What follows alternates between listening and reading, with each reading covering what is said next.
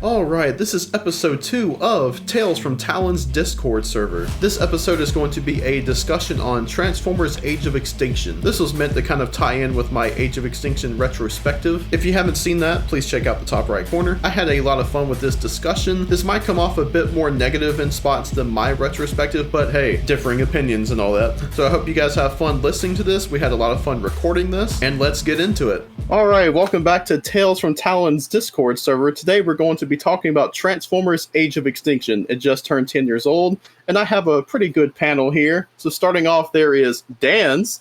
Yo, what's up? Go subscribe to me on Aviator Dan's on YouTube. And of course, stay tuned to Talon Productions, the man. Next we have Blue Jay. Hello, you can follow me on Instagram at BlueJayWarrior. You'll get updates eventually. Next we have Scar. Yo, what's up? I'm a toy photographer on Instagram. You can go follow me there. I'll make sure to put a link in the description. And then there is, of course, Austin.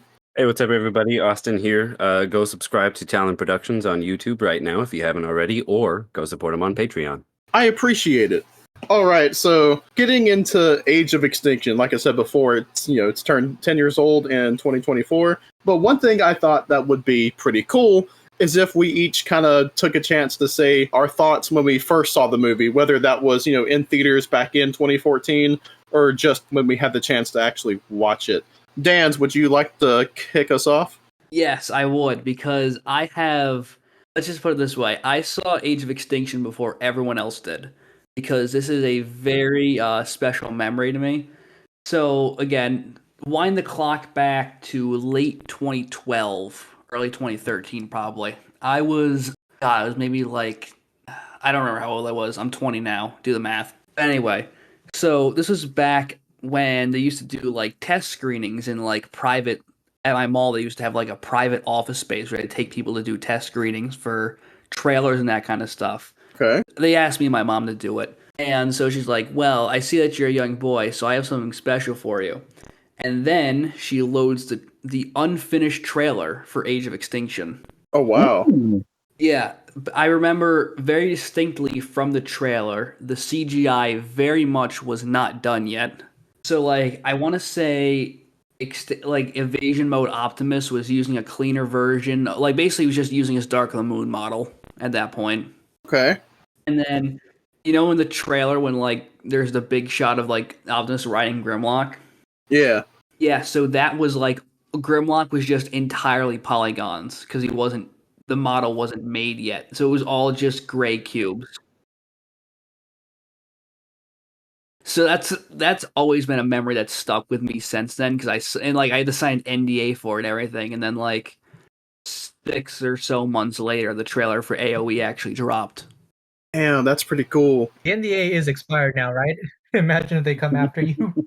I swear to I better hope so. It was 10 years ago. But as for the movie itself, I saw it 6 times in theaters because I was prime demographic for it. Hey, okay. You had Transformers with because I had seen most of them in theaters by this point. The only one I didn't see was '07 because I was too young, but I changed that with the 15th anniversary. And yeah, so I saw it 6 times. Kind of just something in the background to kill an afternoon most of the times. I was just there to watch things blow up with robot dinosaurs. That's pretty much just my takeaway of AOE when I was 10. Okay. I thought it's pretty fair. So yeah, that's all I got from my experience with the movie when I was a wee lad. What about you, Blue Jay? So I didn't have that great of an experience. So Oh, no. I was still riding off the high of Dark of the Moon and whatnot, and the trailers got me so excited because freaking robot dinosaurs. Hell yeah. I think that definitely wasn't my introduction to the Dinobots, but I love the kind of almost dragonoid designs that they had. Mm-hmm. I was so ready to see all of them and all the other new designs and whatnot. Then when I watched it for the first time, I got so bored. Oh no. Yeah, I distinctly remember it was around the time after the KSI when they're hiding around at the trains. Oh, I remember yep. I was literally thinking about going to sleep then. Damn. I think I clocked out for like the rest of the movie I couldn't even be excited when the Dinobots actually showed up because I was so out of it by then. That's kind of wild. Okay. And I think that turned me off of the movie franchise for a bit. Oh, rip. Damn. R.I.P. Yeah. Yeah, I didn't really get back into Transformers until Studio Series started. My man. Okay, fair. So yeah, I guess Star, you. My first memory with Age of Extinction was actually before it was released. Rewind back, I want to say in 2013, whenever they were filming. I remember being in Arizona at the time on a car ride. I don't exactly remember where we were going, but I remember we couldn't actually get to where we wanted to go initially because they had to close the road off because they were filming Age of Extinction there. Oh, that's wow. neat. Okay. I don't think they were filming that day, but I remember seeing some of the set pieces. Wow. All right. And then when I saw the movie, I didn't actually see it in theaters, weirdly enough. I don't think I really went to theaters when I was young. But when I did see it on digital, I have this weird fever dream memory where I remember being so much more talking and so much less Transformers than it actually was when I rewatched it a year later. I didn't like it very much initially, but on the second, I had such an urge to rewatch it a year later, and then I liked it. Nice. But that was actually my first Transformers movie. I hadn't seen the others yet. Oh. I got the urge later to go back and rewatch those, and then watch Age of Extinction again. Oh, okay. So that's definitely an interesting perspective on the movies then. That was my reintroduction to Transformers. I started with animated, and then Prime and Beast Wars G1 all at the same time because Netflix had them. Oh, that's right. And then stopped being into Transformers for a couple years. Then Age of Extinction happened. Okay. So that's my story with it. All right. So I'm about to say Austin. Shit. So Austin, how about you? Yes, go Austin. So my journey with Age of Extinction, I remember when the first trailers and like snippets of news started coming out. Like I lived in the boonies, I didn't have internet or anything like that. So the best I had was every Tuesday after school, I could go to the library for like an hour or two of internet access. And I remember every time I had the chance to get online, I was looking up more news. So whenever Age of Extinction dropped its first trailer, or its first teaser poster where it was going to be like the age of the Decepticons or whatever, I remember patrolling the forums and just trying to gather any piece of news that I could, filming locations like in Arizona, you know. And then the first trailer drops and all of these images come online and I'm saving every single one of them to my flash drive, and every single TV spot that happened after the fact, I was watching it. The movie had me so hyped up. I actually ruined the excitement for one of my friends because he was like, "You were watching so many trailers that I feel like I've seen the whole movie. I don't care anymore." I was like, "Oh, that sucks," because I really want to see the movie now. Sucks to be you. Genuinely. So I did eventually. It was the first time I got to see a Bayformer film in IMAX. Ooh. One of my high school friends, we went opening night, or kind of like the day before thing. So not exactly midnight, but the day before, and we went and saw it in IMAX. I remember the screen being huge, and for the most part, from what I can remember, the excitement held throughout most of the movie. There were plenty of areas where I was like, "Oh, this is a little bit slow or mundane," but not to the extent where I was bored and wanting to fall asleep. One of my favorite scenes when it finally happened was when they were at the train station. And one of the better human interactions in the movie was Cade telling, Lucky Charms, "She's the most important thing in my life and I won't always be around, so somebody better be around." Like that, I thought was a great scene. The score. I agree. I like that, actually. Yeah, like the way it was all shot and everything, that was terrific. And then when Optimus said, "I sensed the presence of Megatron," for whatever reason, that got me real excited. And of course, we get to China and the Dinobots and that final battle climax. So like the whole time, I had a really good time. I ended up leaving the theater really loving the movie like crazy. And as soon as it came out on DVD and Blu-ray, I bought multiple copies. Like, this isn't new, by the way. I have multiple copies of every Bayformer film except for The Last Night. I only have one because that movie is dog shit. But I have like 4 or 5 copies of Age of Extinction from Blu-ray, 3D, 4K, DVD, and whatever comes in those multi-movie box sets. Yeah. Opinions are definitely different these days, but I do remember just absolutely loving it. And then slowly over time, over the past decade, basically, my perception has changed, and some standouts are worse than others. No, I'm not referring to the scene, which I'm sure we'll get to at some point, But The rules have changed. God, that in the theater, here's another memory. In the theater, that happened, and the amount of ooh, like the audible cringe that came from the crowd was unanimous. Nobody giggled, nobody laughed, nobody thought this was funny. Everybody just went ooh, and even I was like, "What the?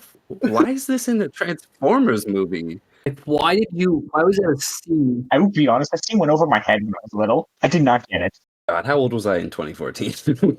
I don't remember. Oh, Old now I enough. gotta do the math now. Hold up. I remember watching a YouTube video once that like broke down that scene and explained the fact that the law doesn't even make sense for that scene, and so it's even more of a pointless addition. Are you talking about Yep. Pointless Hub's video where he shows the Amazon fun facts on the side? Because yeah, that was a reveal for me too. I think so. I think that's the one I'm talking about. Amazon yeah. fun fact. Yeah, because when you watch a movie on Amazon and you pause it, it'll have a little sidebar on the left that shows you like a little trivia or something behind the scenes for whatever movie it is you're watching. And there was some guy wrote an entire piece about why the law is a lie, because what it actually covers is X, Y, Z, and the other, and not all this other stuff that the movie says. Not to mention, just watching the movie, Romeo says statute recites a bunch of numbers, and those numbers aren't what's actually on the card. Yep. That's insane. It's all around just like a clusterfuck.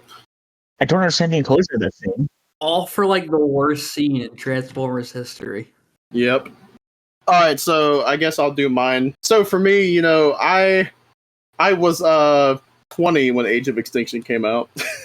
I was just graduating when in 2013, we started to see like production pictures and whatnot. So, and I was pretty excited for it. Seeing the first posters, like that the Rules Have Changed poster, love that one. Getting sneak peeks of like the character designs and some of the toys. It sucks because I was not home when the Super Bowl trailer dropped. I was working. I worked a fast food job. So someone had to tell me, yo, there were fucking like dragons in the Transformers trailer. I'm like, oh, that's probably the Dinobots then. So I saw it. Of course, I got home and like instantly looked it up. And I was like, holy shit, this is so cool. To get to it, like I liked the trailers. I thought, this is one thing we could get into a bit later, but I thought Age of Extinction actually had some pretty damn good marketing behind it. Especially the payoff trailer came out. Loved that one. But Age of Extinction, the first time I saw it was the first Saturday after it came out. And I had about 18 people go with me. It's the largest group I've ever had go with me to a movie. It was pretty cool. Like, a lot of it was like friends of friends and stuff like that. God damn. It was still like, yeah, we had like a whole ass squad to go see it. Bro's reputation was hanging on AoE. It was worthy. Oh yeah, like it was fun. So we get in there and I walked out liking it. It wasn't like, I could definitely tell I didn't enjoy it as much as the previous three. I even had one of my best friends at the time, like he straight up was just like, yeah, that was the worst story of the movie so far. And I was like, I didn't think it was that bad.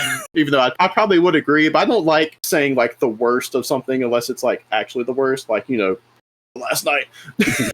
But I had a pretty good time with it. I definitely had my issues with something like it was unjustifiably long. Stuff could have definitely been cut. There were some things I wasn't as keen on, and then like character designs, this and that. But then over the years since, it's one that I kept on kind of regularly, like at home. But the funny thing was, I know you guys will look at me like, oh my god, I actually liked The Last Night more when I first saw it than Age of Extinction.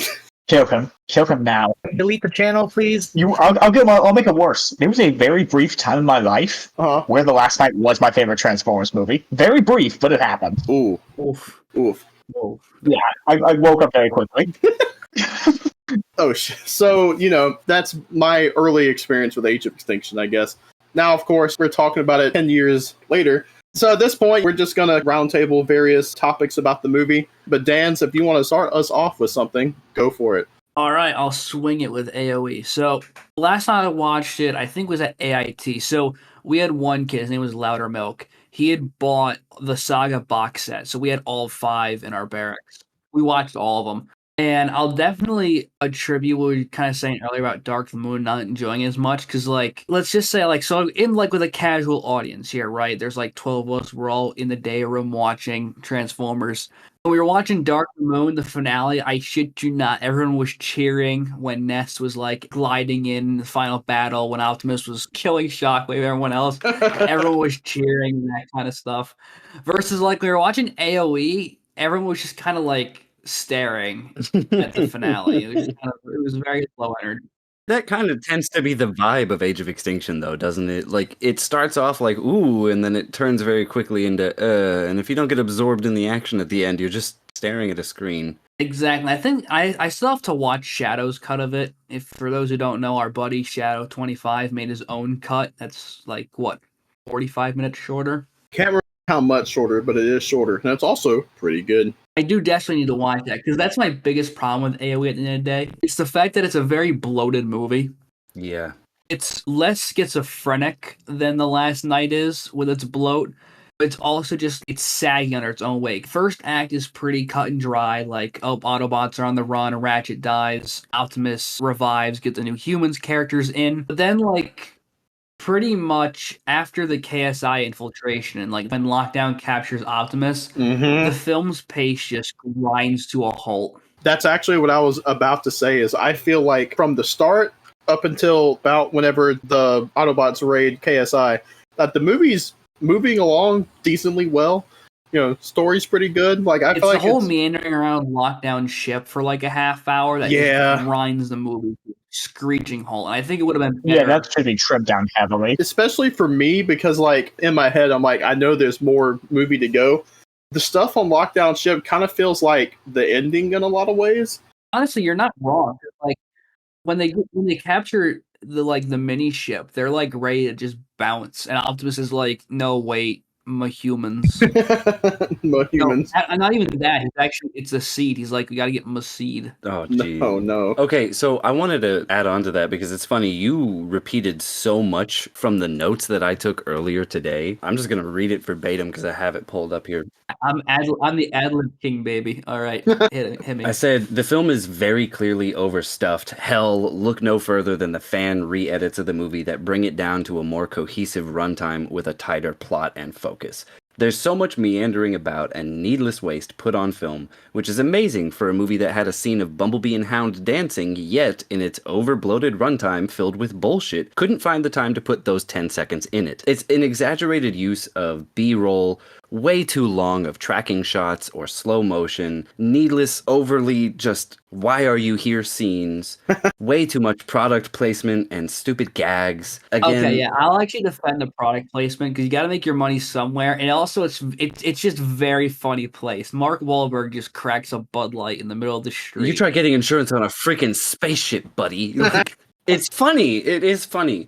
So I went to film school. I know how so much of this shit works, especially when it comes to product placement, helping with financing of your film. But this was the first time where I, just as a casual audience member, before going to school for film, noticed so much egregious product placement. It wasn't just, oh, I recognize one soda brand. And I know this comes from a movie filled with a tons of General Motors vehicles, but it was really bad in Age of Extinction. Mouthwash? Seriously? Why'd you steal that for? Making out with your daughter. Another piece of the movie that didn't need to be there, right? Like, that's something that could have been cut out too, because it's just needless and it just extends the runtime artificially. Yeah. But the product placement, it's not the biggest beef I have in the world, but it is definitely in your face throughout most of the movie. I mean, come on, we had a funny gag with Deep Wang about Shuhua milk, and then we have an unfunny gag about Shuhua milk. Yeah. I feel like if I had to take an axe to this film in places, I don't want to because I know a fandom complaint with Transformers as a franchise in general that I really don't agree with is that we need less humans. I don't think we do that. No, we don't. If like Skybound, G1, hell, even the first 3 movies prove anything, is that humans are a good addition to the franchise. The issue is most of the human scenes are time wasters and time killers in AoE. And then Lockdown, again, I'm going to keep harping on Lockdown Ship, because that's just where the movie just stops. Yeah.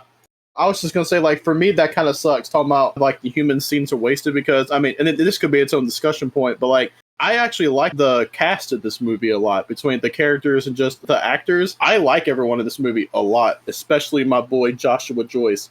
Thank you.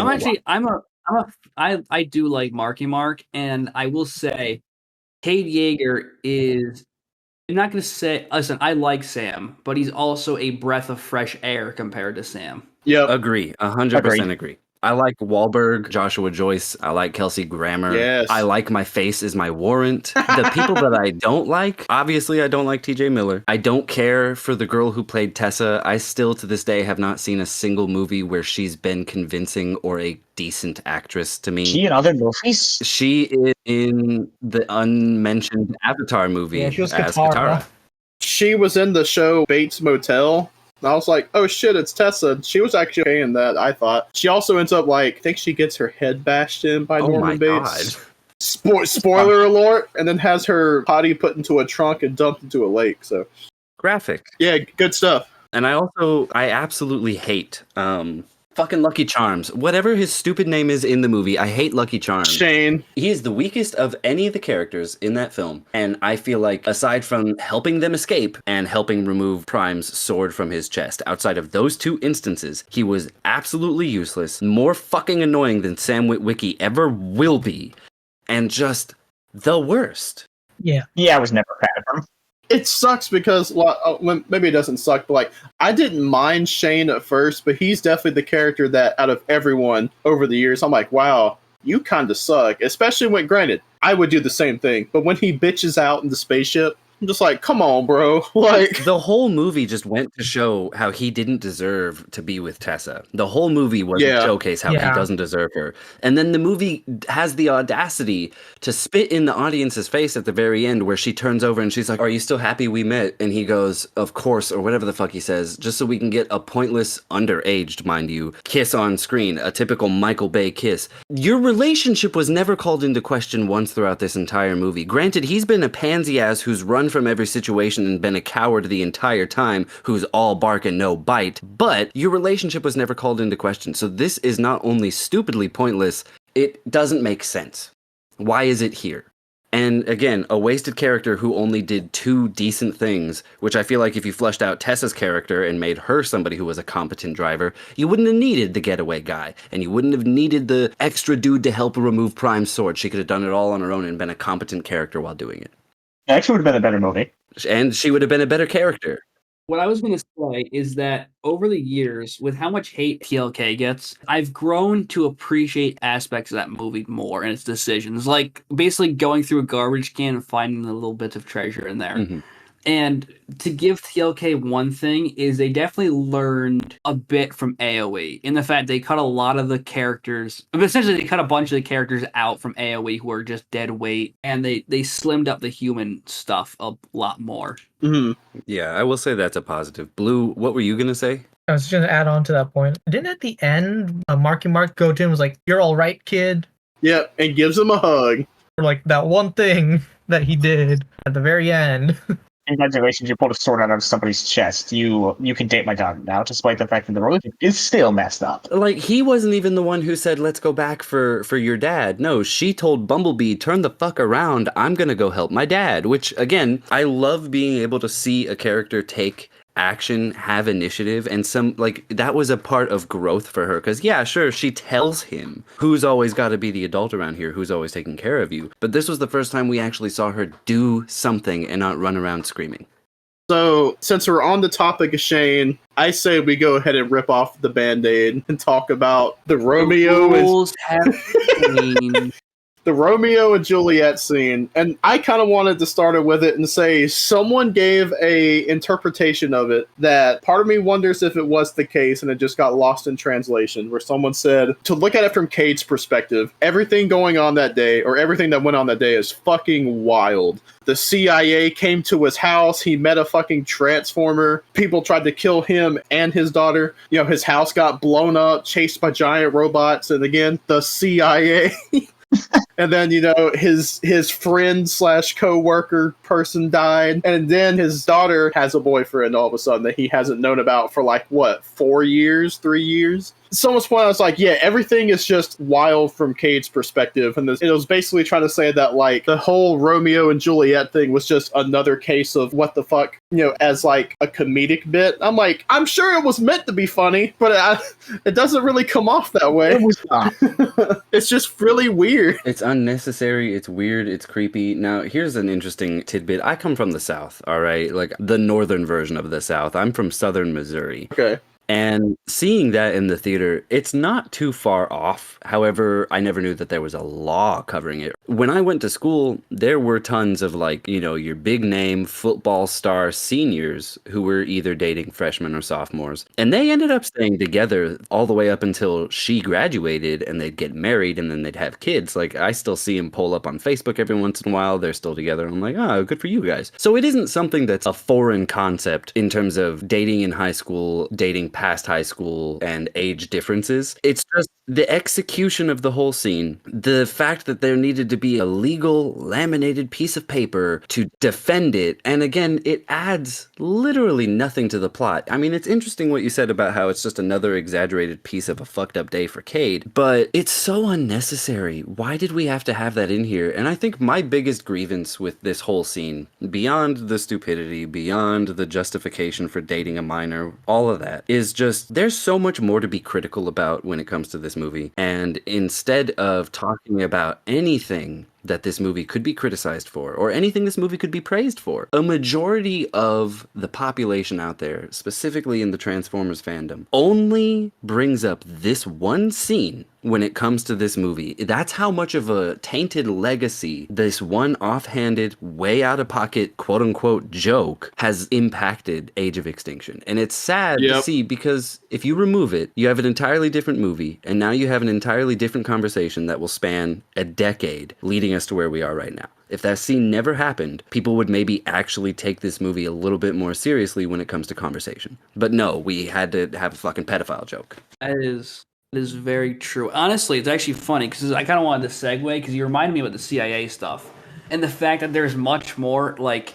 important things to criticize in this movie than like a weird out of touch scene. So, like I never really started thinking about this until revisiting the film. And we've talked about this a few times in the server. Probably this, and I got one other major criticism in the film, and that's about it from me. Okay. Is that the CIA's like setup makes no sense in the world we left after Dark of the Moon. Yeah.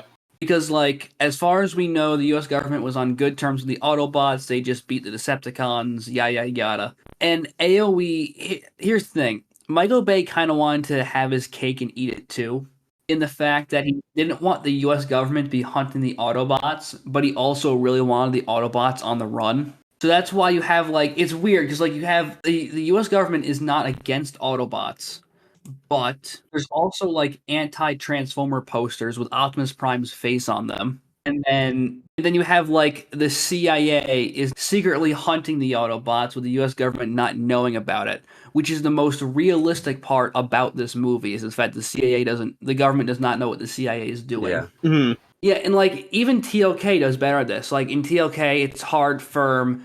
Basically, the entire world is an anti-Cybertronian stance outside of Cuba. So AoE, so it just like AoE didn't know what lane to choose, and because of that, it's just very schizophrenic, and it only made worse. Even though like TLK takes a better stance on it, only made worse by the Suicide Squad scene with Megatron's crew. I hate that scene, dude. Oh god, that was terrible.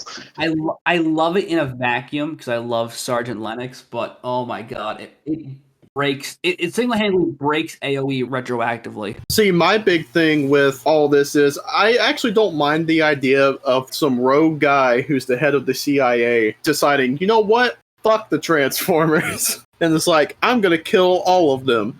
And, you know, is going against orders and everything. I actually kind of dig that. I like that side with all that. My only issue is that there is a part of me that's like, aside from trying to stay in hiding so as not to be attacked or killed, what's really stopping Optimus Prime from pulling up to the White House and being like, hey, what's going on? His code of ethics, because he knows if he goes, they'll attack him, and he doesn't want to fight back. I guess so. Yeah. Yeah, that's the thing too, is that the Autobots are too well connected though. That's the big issue with it. So like the final cut of the film does not address like what happened to Ness, because like even the Dark of the Moon novel shows that Optimus was friends with the president, that kind of stuff. But like in earlier drafts of the film, it actually kind of had Ness being addressed a little bit, in that like Epps dies with Ratchet in the opening of the movie. And so like more stuff like that, or like have Lennox get shuffled around military bureaucracy style and have Ness get closed along along with the shift from hunting Decepticons to all Cybertronians. Just like instead of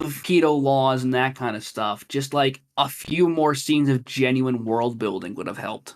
And it would have helped us establish our previous characters, what happened to them, why Epps didn't show back up in the last night. It would have done more justice to the characters of the Transformers and the story the movie's trying to tell. But I do want to just add one quick thing about Bay wanting his cake and eating it too, like this whole topic of the CIA hunting down the Autobots. Real quick though, I would like to point out that canonically, according to the cards, Dino and Sideswipe are still alive. Thank God. Hey, And along with that, it's also funny because there's actually 3 separate sets of cards that have different X's on them. There's one in the actual movie, and then there's like production like prop that has several different faces and dead or alive Autobots / Decepticons on them. Little fun fact. I still want to get my hands on one of those. But I've never seen anybody say this before. But at the end of Dark of the Moon, when Megatron goads Prime with, "Who would you be without me, Prime?" Evidently, it's a fucking enemy of the state. That's really? Because seriously, you look how quickly humanity turned to xenophobia after the invasive genocidal Decepticons were gone. Like, they no longer had their scapegoat, the de facto bad guys that could be the target of fear and hate. And instead, now that they're out of the picture, well, there's still a bunch of these giant, tall, mechanical beings here with giant guns. And, well, that scares me. So now they hire a bunch of extremists because of one guy in power at the CIA, and they start a brand new genocide. Oh, yeah, I found the main guy who was hunting the Autobots, I forgot his name. My face is my warrant. His name's James Savoy. Savoy, yes, thank you. I found his motivation, at least when he was talking to, I don't remember who, but he said he lost someone. I lost a sister in Chicago. Yes, sister, thank you. I found that motivation to be very weak, because as terrible as losing that would be, I don't think that would turn the average person into wanting to slaughter a race. Well, okay, hold on, because there are people who, when you tell them put their shopping cart away, they'll pull a gun on you, because how dare you tell me That's what true. to do. Humans are irrational as a species, so I find it That's believable fair. enough. But it's an interesting concept to think that the only reason, according to this movie through, inference, the only reason the Autobots were not instantaneously gunned down, granted Bumblebee was captured, but still, is because there was a greater threat. And without that greater threat, The Autobots were a means to an end. yeah, exactly. Like, the Autobots are just an asset. They're here to help us save our world, and as soon as our world is safe, we don't need you anymore. Look no further than Joshua Joyce. Can't you see? We can make you now. We don't need you anymore. Such a simple, but like that line hits hard. I feel like. It had impact. Yeah. I'll be honest too. I'd actually want to applaud Bay for that a little bit because that's not something that just comes out of nowhere. That was being set up as early as Revenge of the Fallen as an idea. With Galloway, yeah. Yep. Tension was always there. And one thing, and this kind of ties into something that I wish would have kind of happened in the movie, was I wish there would have been some mention of Sentinel in the movie, because I feel like in a lot of ways what Sentinel kind of says about humans to Optimus is proven right in this movie. Never, We were gods once, but here they call us machines. Yeah, just stuff like that. So, like, having Optimus contemplate, was my mentor right in the end? And then this is just slightly different from all that, but like, I wish there would have been mention of just like, I sacrificed my world for you or some shit like that. Like, I think that would have been a pretty neat, just like, wow. Like he says, after all we have done, or at least in the trailer.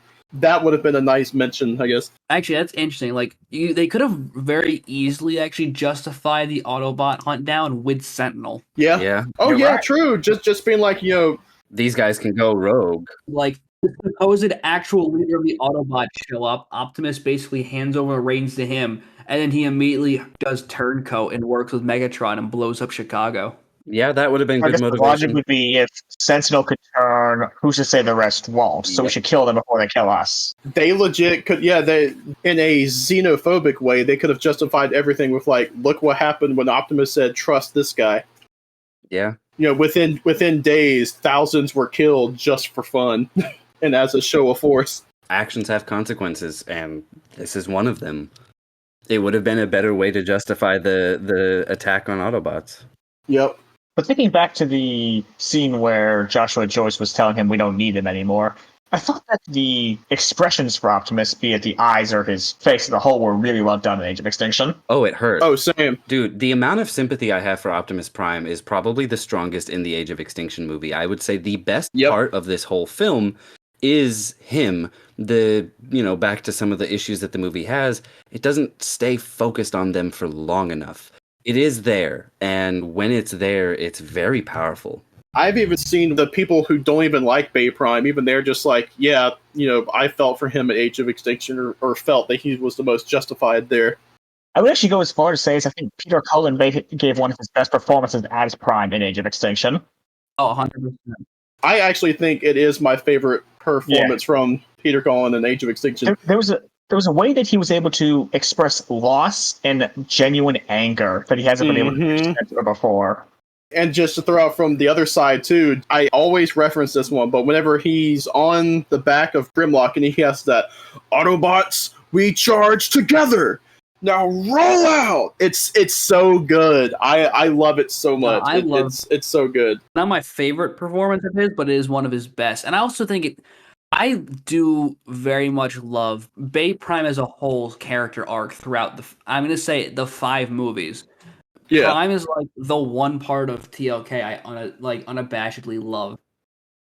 And I think TLK very much carries on from where we'll talk about TLK another day, but it carries on from this movie, and what this movie sets up is an Optimus who's pretty much old, tired. He's been at this point, how, like, do you even count that much loss? Like, just everything he's gone through in the movies, in the comics beforehand that, like, set up the Bayverse. It's just, yeah, no shit to do at the end of his rope. I mean, hell, in The Last Night, Megatron says, we were brothers once, and Optimus, who is very, very, very clearly done for it, only has one thing to say.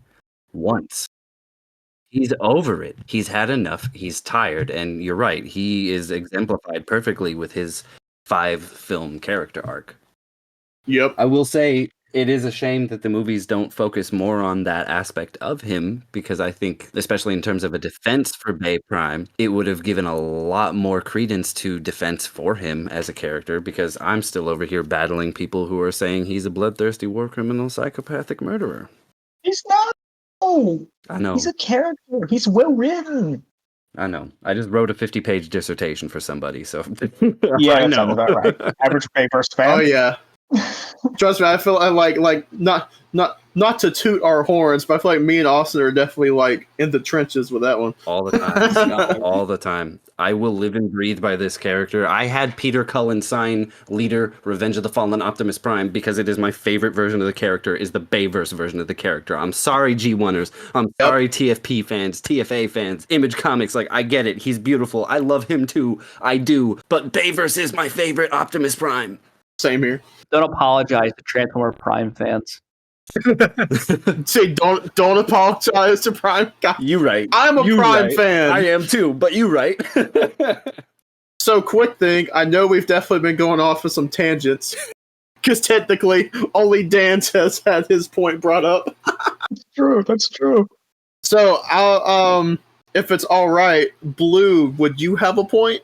If we're going to talk about, I guess I have another point about the movies themselves. Then before we get into designs and other stuff, giving the Autobots more screen time and personality. See, I liked it. I liked it to an extent. The part that I didn't like so much is that, unlike the previous 3 films where everybody was, to an extent, a cohesive unit, or at least friends with one another, cordial, this time they're all just assholes to each other. Now, individually, I love each one of them. They're very fun. They're a little quirky. I think Crosshairs has the best snark. Drift is the most, as Dan would say, schizo. And Hound has a special place in my heart, but when they're all together, the constant infighting, I'm sorry. And again, by the time you get to Lockdown's ship and the movie slows down, when that's all you're faced with these guys, they get boring and I don't want to see them anymore. Yeah.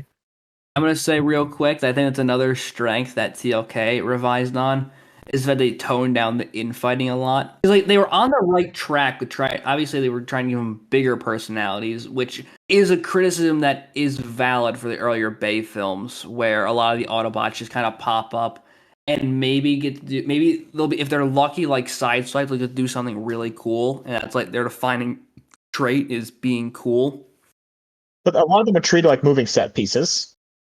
Yeah, but so like I'm glad they got more characterization, but yeah, as you said, they did kind of fumble at the start.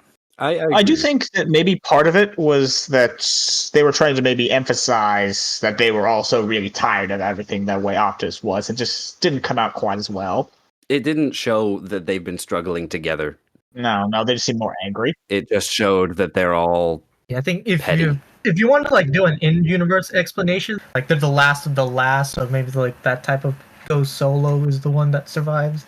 I think for me, it's also just I don't know why I kind of glossed over when it was with humans, but a lot of the personalities in the Bay films are all like this macho, gruff, angry personalities. Yeah, and it was in Age of Extinction where I really noticed that to an extent that it bothered me. They took it to the extreme in Age of Extinction, whereas beforehand it was just kind of like they were assertive and less, you know, and then you get to Age of Extinction and they're not assertive, they're aggressive. Yeah, like Ironhide, you have like his gruff macho personality, but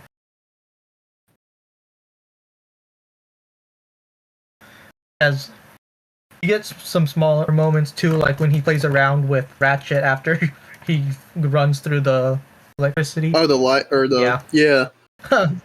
Even till the end, Ratchet was always more soft while still being assertive than like your macho man. Yeah. So Age of Extinction cranked it up to 11. I think you're right, Blue.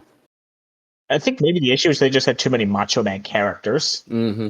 I will say for me, I actually thought it kind of made sense in the movie because, I mean, let's be real. The Autobots are not in a good situation in this movie. So, like, I'm sure... like I said, they're tired.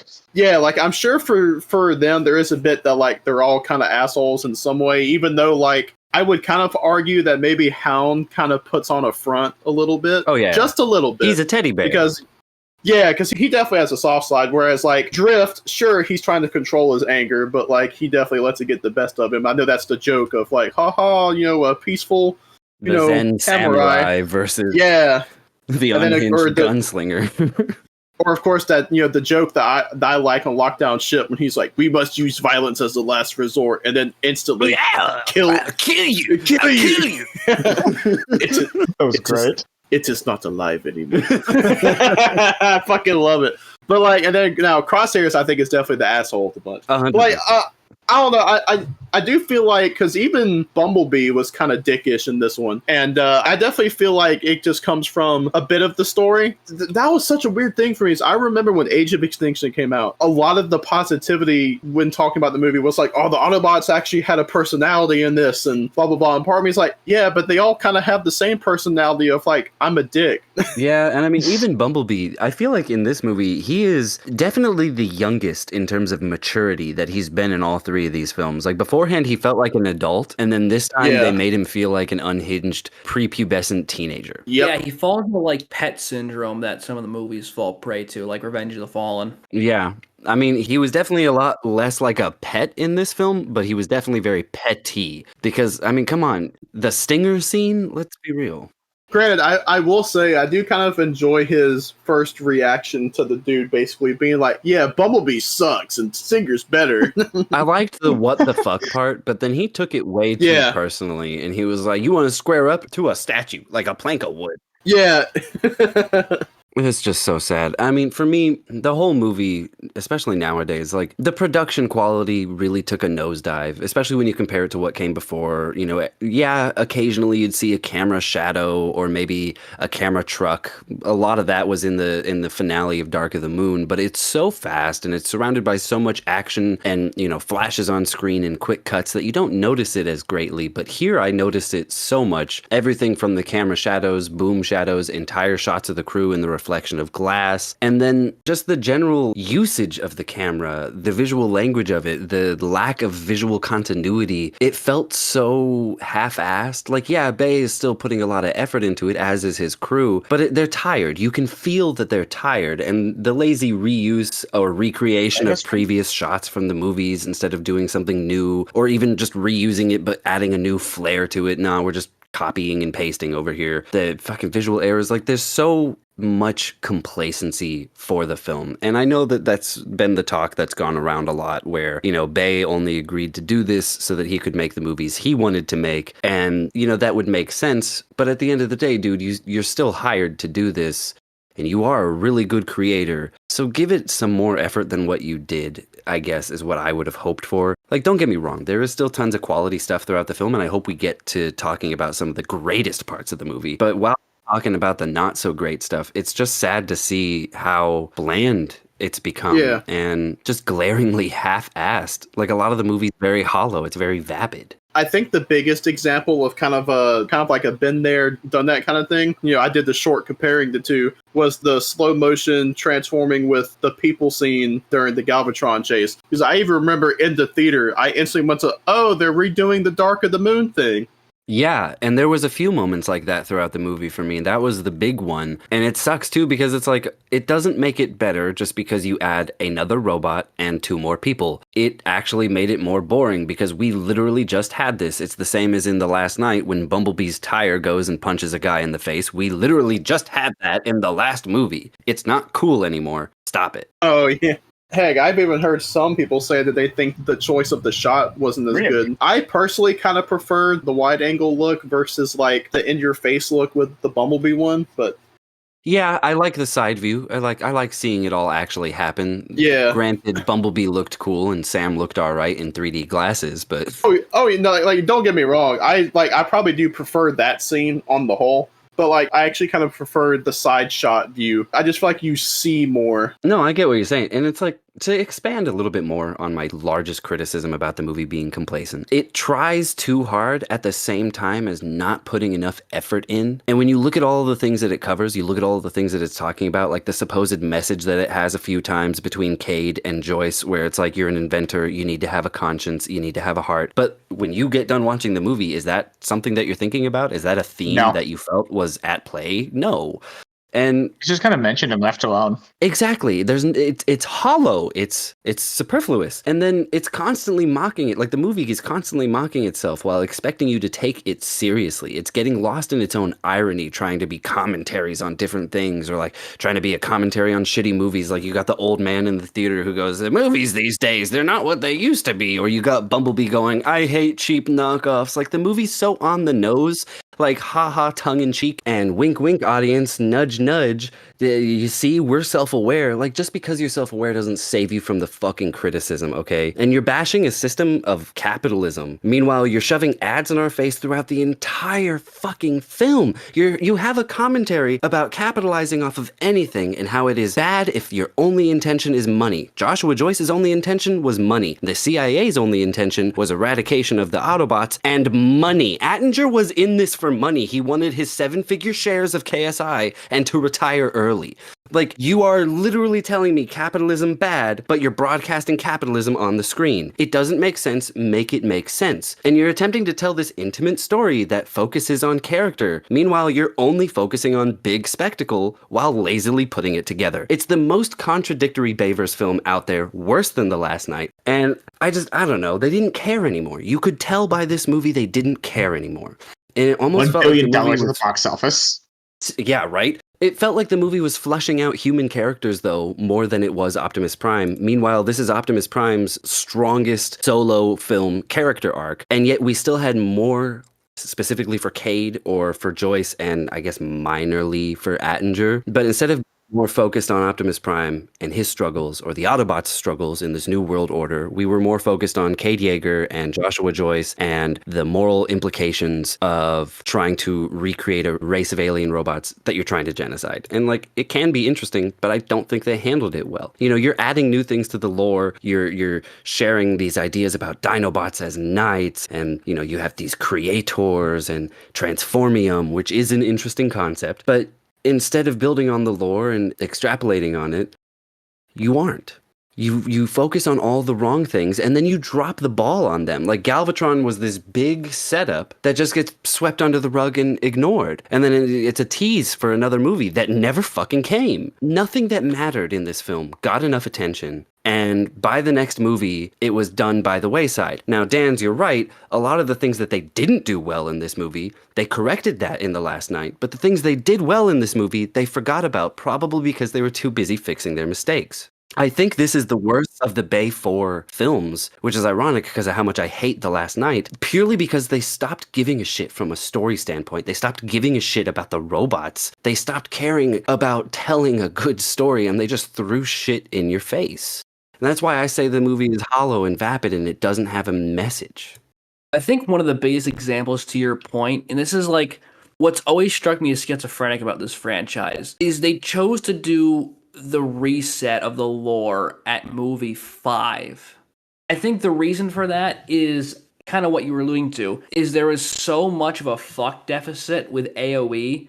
Bay didn't want to do it. I'm sure the writers probably rolled their eyes when they got the phone call from Paramount. No one gave a shit. Then TLK, AoE makes $1 billion plus, and then they're like, oh fuck, we're gonna be doing this till we're 90. So that's where TLK, they're like, all right, we're gonna be doing this for the rest of our lives. Might as well make something of it. Hence them doing the whole lore reset, but it just leads to like an even more incoherent trilogy, or almost trilogy, between AoE and TLK. Like those movies just don't connect. Like TLK might as well be as much of a soft reboot as AoE is. It does the absolute just bear of, hey, Optimus Prime was in space with a message to his creators, and that's like it. And I guess Cade, but it's basically how Ratchet's treated in the opening of AoE, where it's just like, oh, here's our establishing that this is in fact in the same universe. Now we're in a completely diverge in tone, story, and like background lore.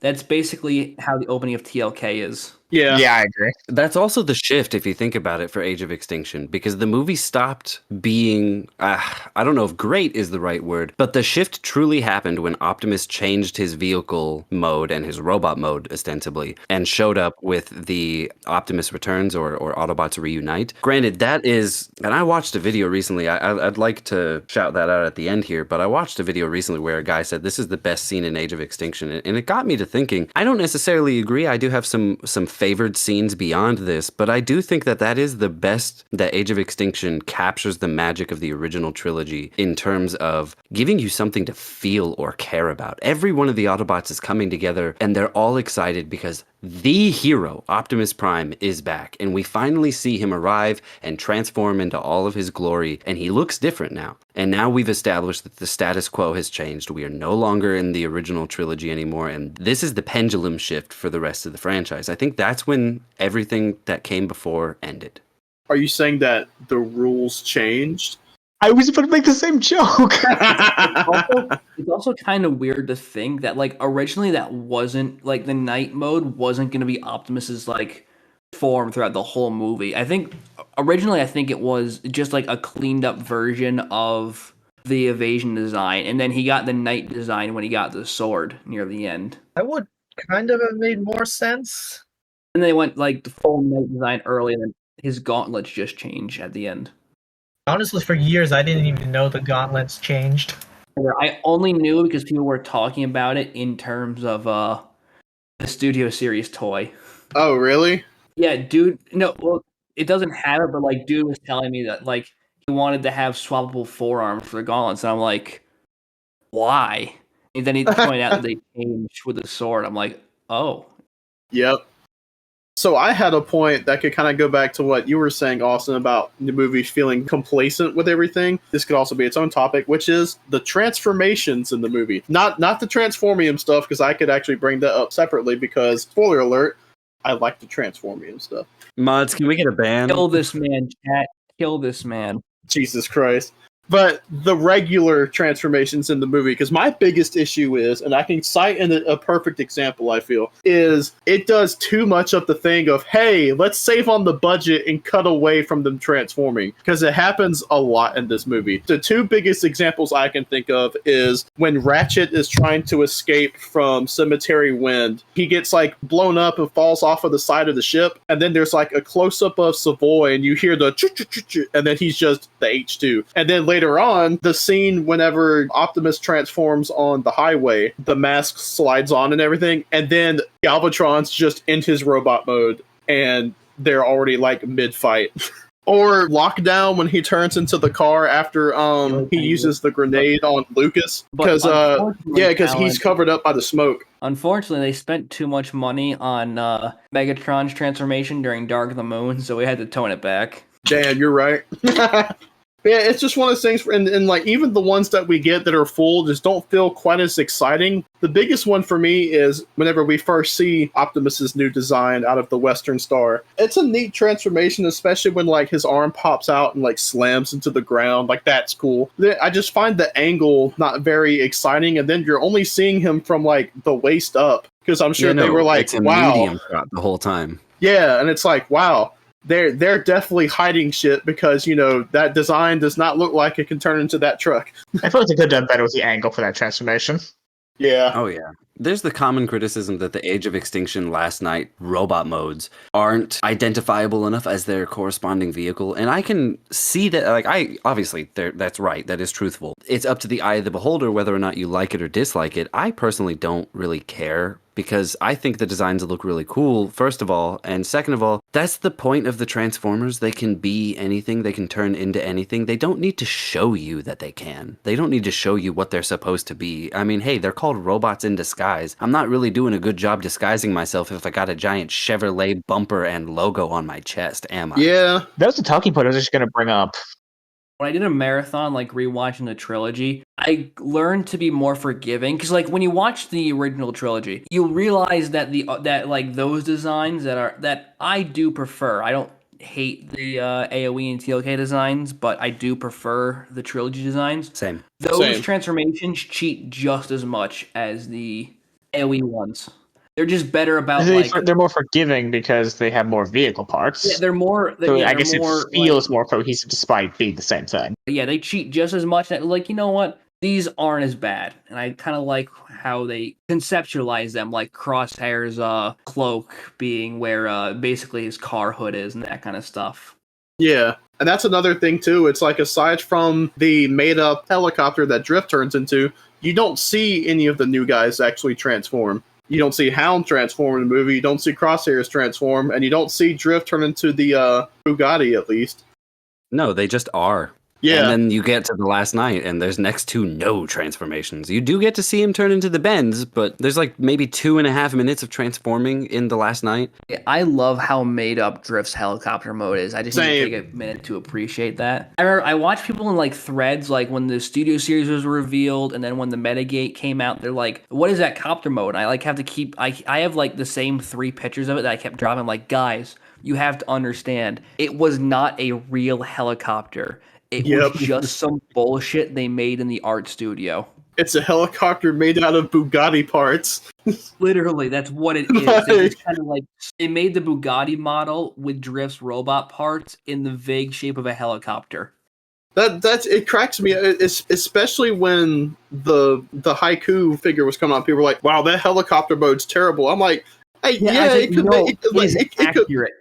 Yeah, it's like I agree it could be a little bit better, but I'm like, that's the helicopter mode. Like, What do they want? it's not like again, it's not a real helicopter, you guys. And you know what? I'll go ahead and break the ice. I actually like the Transformium stuff. Fucking sue me. Crucify him. It was new. It was different. I like the fact that I feel like it actually gave a pretty decent explanation for Transformers and like their metal and stuff. Like the whole programmable stuff I thought was cool. I don't know. To me, I didn't mind the whole transformation aspect of it because one, I totally admit this is headcanon type deal. But I kind of like it from the point of view of humans did the usual thing of let's take the easy route. Oh, we can program this to just turn into this without doing the actual hard work, of course. And that's why I'm also more forgiving of stuff like Galvatron's design not really having any truck parts or like Stinger, even though some of the other KSI characters do like Stinger or the Traxes, because it's just like they're not meant to transform normally.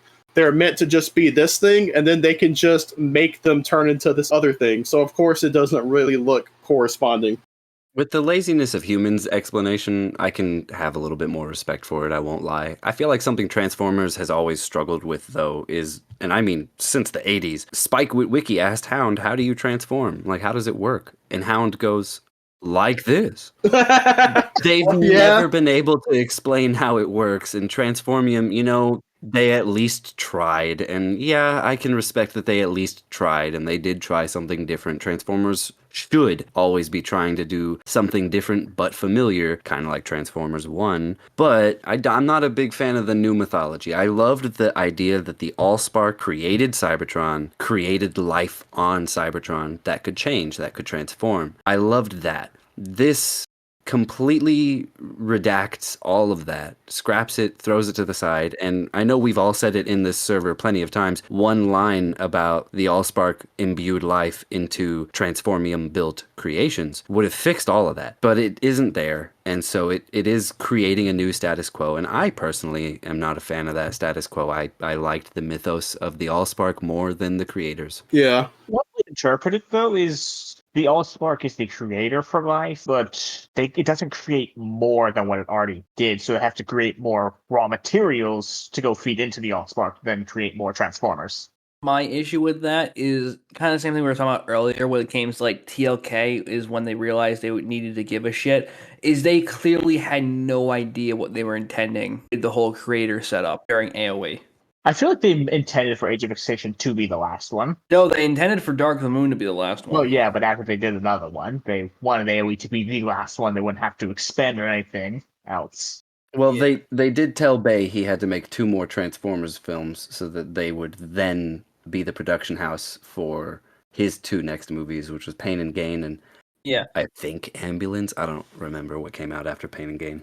I gotta watch Ambulance, but people seem to like not bring up the fact enough that Bay came back to AoE kicking and screaming.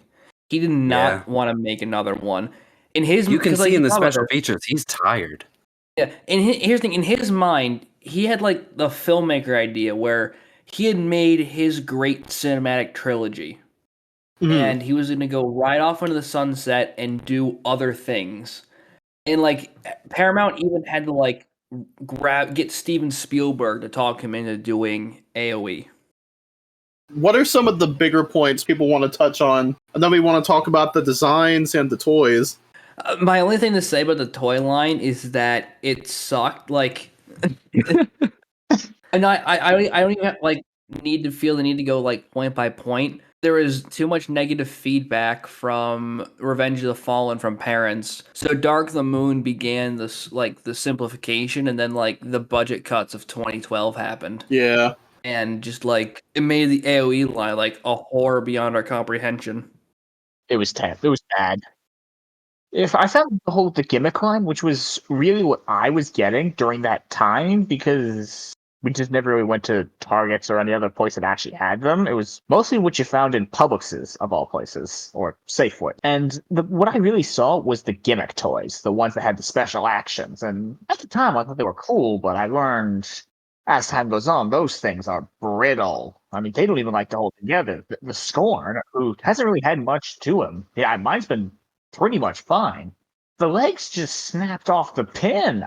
That was a 2012 budget cuts for you, and Aaron Archer talked about this like here and there a bit, and so was John Warden. Is they had a very hard time adjusting. Like it's why Aaron Archer left is because he straight up didn't think he could make fun toys anymore. Respect to him for that. With the new budget they were handed. I'm going to be honest. I don't think they really have made that many fun toys since the budget cuts. Yeah, like so that's why Aaron quit, and then John Warden was kind of left holding the bag. It was just like I don't know. That's why like it took a few years until we got like the new Chug Vision with Combiner Wars. Yeah, I mean, okay, there was some fun stuff, but they didn't really have the same soul as the stuff that before did. Even now with Studio Series, No, it's definitely. fun, but it's not really fun. It doesn't make you go, wow, this is cool. I'm so glad I bought this. Oh, 100%. Again, once again, Age of Extinction, they had no idea what to do. All they knew is they couldn't make toys of the caliber of even like Dark of the Moon. They just kind of had to wing it. I remember thinking at the time everything was so mediocre. I wasn't doing AoE. It just I got a few of the one-step changers as like gifts, but outside of that, my heart was with bot shots. That was my jam still because those were still running. But yeah, no, I was doing bot shots and Fall of Cybertron instead of Taste. AoE. Yeah, my mom had good taste.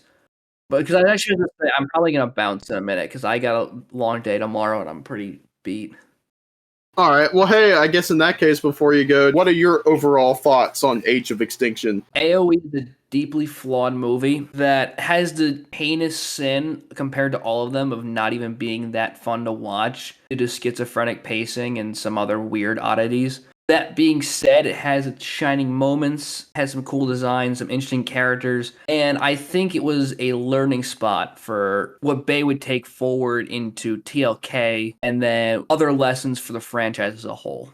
Okay. That's pretty much all I got to say. Fair enough. Respectable. All right. Good night, fellas. Enjoy the rest of the stream. Good night, Dan. Good night, Dans. Good night. Good night, and as always, thank you for joining. I will say the last point I wanted to bring up was about the character of Galvatron. So I didn't like Galvatron in the movie. Initially, I thought I would enjoy the idea of it, but that's because going into the film, I thought he'd be a different character. But I didn't like his character, and I didn't like his character's portrayal because it doesn't feel like Megatron. And like, I get the point is it's supposed to be somebody different to an extent, right? But the movie made it very blatantly obvious that Megatron copy-pasted his brain into this new body. So he should still be like Megatron, still talk and act like Megatron. But the problem is, and I'm so sorry, Frank, I love Frank Welker. He is a tremendous voice actor. He does great work in everything he does. And I think he's an amazing Megatron in every other continuity. But you cannot follow up Hugo Weaving's guttural, snarling, menacing, animalistic, fear-inducing performance. Like, he was so good. Even in Dark of the Moon, when he's a slobbering wretch who doesn't get much to do, I still feel like he is a more intimidating, scarier, imposing, presenceful Megatron than Frank Welker, both as Galvatron or the Last Night Megatron. The last time we saw Megatron was Dark of the Moon. I'm sorry, it's just not the same guy. Doesn't feel the same, doesn't come across the same, and isn't as intimidating, especially when you get to the end of Age of Extinction during the final climax. Like, they're in Shanghai and he's giving orders and, you know, he's leading an assault and all. And it's like, cool, there is a pseudo Decepticon leader here doing something, but it's not Megatron. The problem is they already established how guttural he was and how he was this deep-voiced antagonist, and then they lightened his voice up with the return of a classic voice actor, which, while cool, he really was just using his classic Megatron voice. It didn't service the character well. And then you get the scene where he goes, no, they're ruining everything. And he fucking pansies out for the rest of the movie just to go, this isn't over, Prime, for I am reborn. Like, you didn't even have a connection to him beyond fighting on the highway. You had no connection to him at all. It's just another one of the many dropped threads in an overly bloated movie that doesn't focus on enough. I do think they should have had at least one more fight at the end, where maybe Galvatron does chicken out, but at the very least, have him try to fight. Fought. Yeah, have him try to fight Optimus on Grimlock and have Grimlock fucking tail bap him away. You know, shrink down the Bumblebee Stinger fight, as really cool as that is. I do really love that fight, actually, especially the camera work. There, it actually felt like they gave a shit. But have Optimus Grimlock go up against Galvatron, show him as an imposing threat, and then eventually have Grimlock toss him to the side so aggressively as they continue their rampage down the road, and then it's more justified for him to go, this isn't over. Dude, you know? I think the problem was they painted Galvatron as this secondary antagonist who's coming back later, so they gave Lockdown all the spotlight, which Lockdown was fantastic, and my favorite antagonist in the entire franchise, or Bay franchise, but really didn't service Galvatron. It just hit me that aside from like a random mention here and there, we haven't even touched on Lockdown. Holy shit. He's one of the coolest characters in the movie. No, we haven't. And that's another thing the movie didn't do well. Oh my god. The movie had 3 antagonists. That's 3 too many. You have Lockdown, you have Attinger, and you have Galvatron briefly. You need to focus on one, or at the very least, make Attinger and Lockdown more of a cohesive, singular entity threat instead of 2 opposing threats. Because you have the threat from Cemetery Wind KSI, and then you have the threat from Lockdown. But it's not the same threat together. And yet, when they open the movie, it looks like it's gonna be. Yeah, they should have weaved them together a little more. That said, I do like the Lockdown's bounty hunter arc of not really being loyal to anybody but himself. I found that interesting. Oh, yeah, I think he's a tremendous character. I love him a lot. I love the performance that was given. His voice work was great. He is intimidating. Not to mention the mixture of Jablonski and Skrillex Yep. doing his theme. That theme, dude, that's the kind of stuff that I play at the gym. That's the kind of thing My I man. need whenever I go to hype myself up, you know? His theme's so good.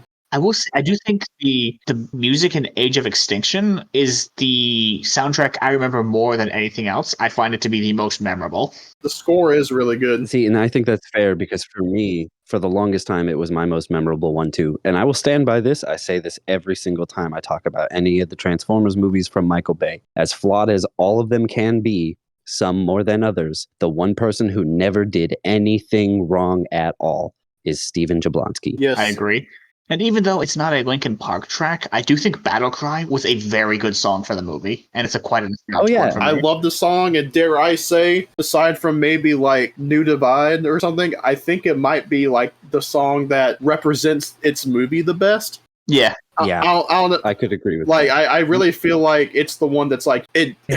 I'm really not sure because like what I've done, it's iconic and even meme worthy at this point with, you know, just because of its ending and stuff. But let's be real here. That's really just a case of here's a licensed song at the end of the movie. It's great. I love Linkin Park and I love its use in that movie. But, you know, it is just like, hey, here's a cool song at the end. Whereas at least New Divide was written for Revenge of the Fallen. Same as even Iridescent works. Yeah, no, yeah. I feel like Iridescent really connects with the story being told in Dark of the Moon. And one thing I want to add, what I really love about Battle Cry is the way they weave it into the overarching soundtrack of the movie. Sometimes you get some of those little vocals here and there, or through a couple other scenes, you'll hear some parts of the lyrics. It works so well. I love it. Oh yeah, I definitely agree. That's something I wish more movies did. I was going to say, not to mention the drums, because the war drums during the combat. Yes. Oh, so good. Peak. I love the like just seamless transition from Leave Planet Earth Alone at the end into the credits. Like, I don't know, to me that's always really good. Battle Cry's entire use in the movie was phenomenal. The dun dun dun dun dun Mm-hmm. dun dun dun dun dun. It's so good, and it works to get you hyped up. It works as a battle track. It works as a credits track. Like that is, like you said, probably the best usage of the licensed music. Yeah. In the Baber. And it makes me a bit sad because, again, I love Linkin Park. And if you ask me, like, what's my favorite song used in any of the movies, it would be New Divide and Revenge of the Fallen. I just feel like between the way Battle Cry sets the tone and even just, like, the lyrics, it just really ties into Age of Extinction so well. Battle Cry feels more like a Transformer song, while Linkin Park songs feel like Linkin Park songs. Like, I remember, I believe it was the TFW 2005 podcast I was listening to, and I remember one of them mentioned that the Battle Cry kind of sounds like an anti-The Touch, whereas like The Touch is all about, obviously you got the touch, you have the power, you can do it. The Battle Cry is more just you're on your own, all hope is lost, but you have to deal with it, long story short. I'm like, that's an interesting song more. Yeah, I'm like, that kind of makes sense. I don't quite know where it comes from, but they have those little vocals in between some of the more, I guess, supposed to be emotional scenes that I really enjoyed. There's something about it that adds to that. It adds to the emotion of the movie. I think it might be the Tessa track. Oh, the Tessa track? Yeah. Yeah, I want to shout out the Tessa track because my favorite use of it isn't actually in Transformers itself. It was used excellently in a Vader tribute. The Chosen Vader One video. The Chosen One. Yeah. Fun fact, that video makes me cry. I've watched it several times, and granted, this is off topic from Age of Extinction, but that song has always felt kind of emotional for me. Using it in combination with Anakin / Vader's story, you know, that also gets me emotional. So the combination of both, like legit, makes me like ugly cry. I highly recommend that video. Link that video in the description because God, that video is so good. Also, Scar, since I know you said you were kind of, I don't mind staying a little longer.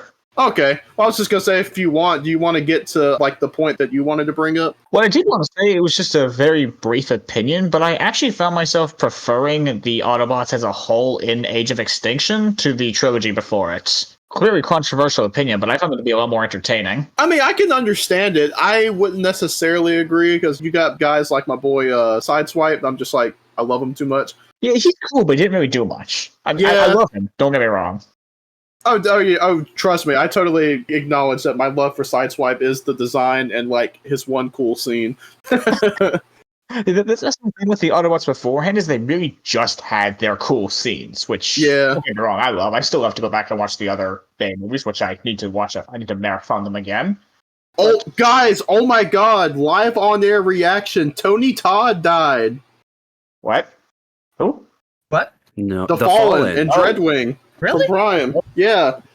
Actor Oh, Tony God. Todd, star of Candyman and Platoon, dies at 69. That's fucking nuts. Oh my God. I'm so sorry to just like randomly throw that in, but that popped up. I'm just like, oh, damn. Dude, rip my dude. And I just want to throw out there, I loved his work in Transformers, even if it is brief. He did good. Me too. Me absolutely Cut. too. That man has a voice that no one can replicate. I could barely replicate it one time with really specific conditions. His voice as the Fallen is like the one voice I really can't do at all. Damn, that Oh, way sucks. to find out. How old was he? I said it was 69. Ooh, good age. Jesus. Nice. Sorry, I had to. I was trying to avoid saying that. I guess I'll segue back into your point. But I was going to say also that, you know, I can't disagree too much because, for example, one of my favorite Autobots from the trilogy is Joel. And guess what he does? He has one scene. And what cracks me up is Joel is special enough to get his name said, which, to be completely honest, is, I don't want to say it's rare, but it doesn't happen a whole lot. His entire existence was just to be jumper cables. Yeah. Yo, start my car up. Electrify. I think, like I said before, I wouldn't agree, but I definitely do see why you would say you prefer the Age of Extinction guys. And one thing I did want to mention earlier that I liked was with Hound, where you were mentioning how he was a bit of a teddy bear. He had these moments near the end where he seemed genuinely sad and defeated and was trying to, I guess, seek some sort of twisted comfort. Maybe not twisted, but defeated comfort from Cade when he was telling him he thought it was over. And to me, that I felt was good. Tank's empty, bro. Yeah, that. Dude, what about the line he gives?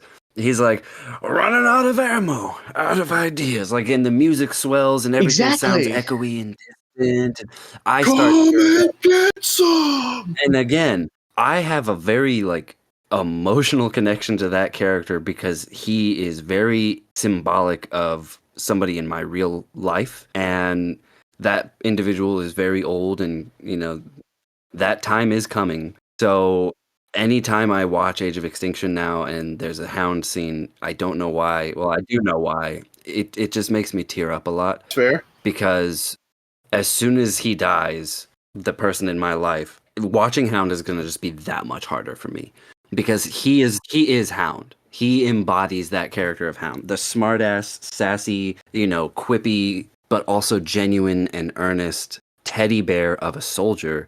That is who my person is. And Yeah. that's why I love Hound so much. I will not take any Hound hate. I won't talk to I have anybody nothing who but good hates things to on say him. about Hound. One of my favorite scenes with him is just a very brief, just supposed to be funny moment.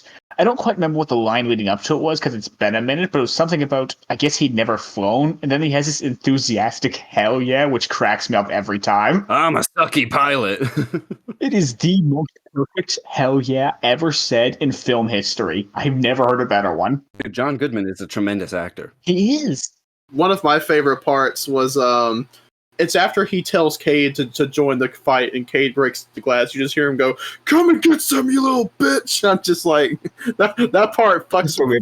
Like, it fucks me up every time. It always makes me laugh. But like, my only kind of complaint with Hound is I feel like there are some points where he's kind of talking too much in the final battle. Like, he just won't shut the fuck up. But otherwise, though, he's great. I love Hound. The one thing I wanted to say, building off of you, Scar, I think it all just boils down to personal preference and what you like most subjectively, because I see exactly where you're coming from in terms of liking and preferring the Age of Extinction cast.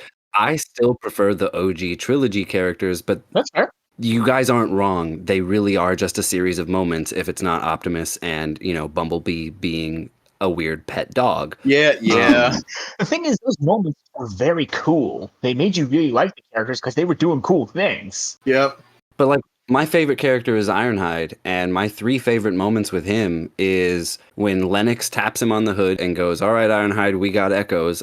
Spin-off movie with Lennox and Ironhide when? Probably never. Please. And then you have Optimus's corpse is unceremoniously dropped at Diego Garcia. Fucking hate that And scene. Ratchet being the quitter over here, come on, man, goes, "We should leave this planet." And Ironhide, loyal to the end, looks over at Ratchet and goes, "That's not what Optimus would want." That one line conveys My so much man. about his convictions, his beliefs, Mhm. his loyalty to the cause, and the fact that even he gives a shit about this planet. I always kind of enjoyed how kind of pissed off he sounded at the end of Revenge of the Fallen. Like, he's like, "You best get me out of this plane." Oh yeah, he's done. He's ready to get shit over One with. thing I do have to give A credit for is his writing, while it may be off the walls crazy at times, with some of the Transformers characters, it's so subtly genius. Oh yeah, there's a lot of ethos in it, and that's why I love these characters so much. But too many people want to complain about all of the shit that these movies have in them instead of all of the good. If you look at the good Well, and you the put that problem is you're good, trying to approach these movies. no, you're right. If you approach the movies with ill intent or bad faith, you're only going to pull bad faith out of it. But if you were to take the good elements out of these movies and put them into a different continuity, people would be praising it. They would. Hell, I mean, to kind of go into, writing a character stuff, as much as I was saying before of, oh, these guys, or I mean, hell, a few of us were saying all the new Autobots are just kind of dicks in this movie. It's like, that's true, but they're a different kind of dick. Because like I said, Hound, that kind of comes off as him kind of wearing a mask or putting on a front in a way. Because you have Hound where it seems like there is a gentler side to him. You have Drift who seems like he's genuinely trying to put down these impulses, but just quite can't. But then you have Crosshairs who actually seems like even though he is a good guy, he is a dick. He enjoys it. He is straight up a charismatic dick. Yeah. He just is a charismatic dick. And then you got Hound, who cares, but yeah, puts up a front and is always like, "Come on, let's get serious, guys." You got Drift, who is over here. I feel like the idea that Drift is an ex-Decepticon, while not necessarily confirmed as canon in these movies and definitely not brought up in the films themselves, it's very telling in his characterization because Decepticons, as they've been portrayed, are always angry, killing, most of the time portrayed like vicious animals, and he has a lot of those aspects to him. Yep. While he consistently tries to hold and cling on to being a person. Crosshairs is like Archer from the show Archer. I love how much of a gunslinging dick he is. He's very funny. Great. I remember again, I think this was from the TFW podcast, but one of them was saying how Crosshairs comes off as like that dick kid in like a Call of Duty lobby. Like especially Call of with Duty. his whole I'm gonna lay the hate. Yeah, like he gets tired having to teach them how to shoot a gun. He's like, "Punch holes, Punch fire, holes, repeat. fire, Come on, repeat." it's not that hard." It is that hard. What the hell was my man trying to? "I'm gonna go lay some hate." Whoop-de-doofenschmerz. You jumped out and shot 2 planes down, and now what? You're gonna slowly float to the ground? And you're gonna Seriously. walk back? Come on. Yes, but we get eye candy, and it's worth it. All right, I say we go into the other topic that we've kind of danced around with, the designs. Here we go. Okay. And you know what, Blue, why don't you start this off first? How do you feel about the Age of Extinction designs? It was a trend that subtly I can't say that word. You can do it. Subtly. I that word. You know the word. I hate that word too. Don't worry. There was a subtle transition. Yeah. Anyway, so Blue, I get the feeling this is what you're about to say, but the one thing I'll kind of throw in real quick. I always felt like the design kind of style of Age of Extinction kind of started in Dark of the Moon. yeah, that's exactly what I was gonna say. Oh, well, okay. My bad, bro. I'm not trying to steal your thunder. It was mostly especially with the Dreads and Dino. They kind of dropped the more kibble aesthetic from the first 2 films. I know he has a good bit of stuff still, but I would still kind of throw Dark of the Moon Megatron in there. Oh yeah, I would too. Because, I really don't feel like he looks like a truck. yeah. He doesn't. He looks like a beaten up Megatron. He's basically just the Revenge of the Fallen design, but less spiky and with some Earth mode bits. And he's got some new boots. He got some. Yeah. He bought some old boots down at the pawn shop. But anyway, Blue, I'm sorry. Yeah, so Dark of the Moon kind of started, and then Age of Extinction kind of went full force with the kibble-less designs. Mm-hmm. Which, I mean, I think, was it Austin that said earlier, like, they're Transformers, they don't have to show the vehicles, but, like, it's such a part of the identity of the brand. Like, these are robots that turn into cars, or vehicles that turn into robots, depending on which one you prefer. Like, it's a huge part of the brand's identity that they turn into vehicles. That's where I kind of... It's hard for me because I do agree that, like, part of the identity is, they look like what they turn into. I remember even in one of the, like, I think it was one of the featurettes on the Revenge of the Fallen Blu-ray for, like, the 25th anniversary, they talk about how, that's what makes a Transformer, because you can see what it turns into in the robot mode. So, like, on the one hand, I can get why people don't like these designs, but, like, on the other, I think for me, if it was a case of, like, only a few characters having that kind of look, it'd be okay. But I think for a lot of people, it might be the fact that it's everybody. Yeah. Fair, but I mean, I personally thought the AoE designs were solid, albeit different, but for what would have been a one-off or two-off movie, I thought the difference was welcoming. I do agree, like, they still look cool, but they just lose that Transformers identity. Like Bumblebee, like, I like all his spikes and shit, because that's just cool, but there's, like, nothing that feels like a car anymore. And Optimus Prime, the Knight Prime design especially, like, it's an awesome robot knight design. It's a pretty terrible Transformer design. Yeah, I suppose. I like the design. For me, though, it's kind of funny. To me, it always kind of felt like one of those fan art designs you see where someone's like, here's Batman reimagined as a Viking, like that kind of stuff. It kind of feels like... It's pretty accurate. Yeah, like, to me, it feels like that, except it actually made it into a movie. But it's cool. Oh, yeah, it's cool. Granted, if I'm being honest, I kind of preferred the concept design, where it at least had a few... Not only did it have a few more truck parts, it kind of hewed a bit closer to the trilogy design a little bit. My kind of biggest issue, even more so than, like, kind of losing the kibble in the designs, is, like, I don't like how humanoid everyone is. From just the body proportions and stuff like that to, like, especially the faces. Yeah, I was leading into that, but that's my biggest stickler it's mostly just for the Autobots side. I prefer my alien robots to look alien. Facts. Although I will say, for some reason, it doesn't bug me too much on Lockdown, because I feel like it makes him look creepy. Yeah, it does. Yeah, Lockdown's design in general is really good. Yeah. like Sentinel and Lockdown ride the line pretty well, but like Crosshairs, Hound, and Drift, they're just metal people, and I don't like that aspect of their... Yeah.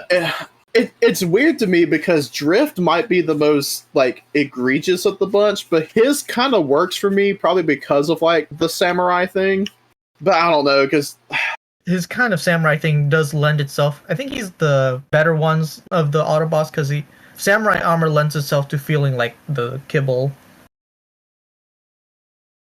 Well, I feel like he might have more of, like, the car parts, too. So I know he at least has wheels in the legs, and then obviously the front of the car and the chest. It's not much. I know that's, like, basically 2 parts, but it's something, damn it. I'll say, I feel like Optimus's face barely changed. It just got a little bit extra detail to it. And I know there are some people who really don't like his face in general, but then, Rise of the Beasts does it and everybody praises it, of course. Ironic. But I thought it was great, and I thought it got even better. Like, it still looks like him is the thing, whereas every other part of him, aside from his head, does not. And for me, there's always been such a visual disconnect between the design of him in Age of Extinction and The Last Knight versus Dark of the Moon, Revenge of the Fallen, 07. Like, you cannot tell me that robot turned into that robot. And I've had this conversation with you before, Talon, where it feels just so foreign and disconnected and almost like it's a different Optimus Prime. It's not the same one we had seen for 3 movies, which is kind of the angle and the whole idea of what the film was going for. But I don't know. Yeah. For me, I just have a hard time dealing with that one. And also, like, the change is so random. Like he has in the evasion mode, he's still basically Trilogy Prime, but then he gets the Western Star, and all of a sudden he's a Knight Prime. And it's like, why that sudden change? So much more round instead of sharp, square angle. Like, I think, was it Dan's that brought it up in the concept? He doesn't get the Knight design until later. That would have made more sense. And see, that's actually something I wish kind of would have happened. I've told Austin this plenty of times, that I wish there was at least one more design in between to kind of have, like, that evolution. Because I feel like when he scans the Western Star, he should have had something that was more akin to the trilogy design. Maybe have some elements of the Knight design in there, but basically kind of make it like, the trilogy design, but with the Western Star. And then have the Knight upgrade be a complete upgrade, not just getting the Ren Fair arms and I assume, the rocket boots. I do agree. There needed to be more contrast, because while the gauntlet change was cool and interesting for the moment, you really could just ask why he didn't put those gauntlets on as soon as he got the Western Star alt mode. Exactly. Even if they were going to stick with this design, they could have changed it more when he got the Knight. There was the film reasoning, the story reasoning or whatever, but it is such a subtle design change that, hell, look, even Dan's didn't even notice that was something until people started talking about Studio Series' toy. I've seen a lot of people say that they missed that the arms got upgraded, and I will say I have paid attention to that scene more. I say that like I don't pay it, but you get what I'm saying. Just I kind of just watched it more closely, and I do feel like it. What am I trying to say here? It's obvious, but it's also kind of subtle in a way. I don't know. I feel there's too much explosions and sparks on the screen that it actually does block your view from seeing something change. Plus, I feel like it's pretty dark in that scene too, or at least dark it's enough not well to where. lit. Yeah, it's just because could you imagine if he got that thing and maybe there were close-ups of various spots of his body all over changing, and then it's whoa, he looks like a full-on knight now, and then he pulls out the sword. That would have been cool. I feel like that would have been pretty cool. Well, kind of maybe the angle they could have done to make that more interesting was that section of the ship or wherever he got the sword. The Knight's Temenos.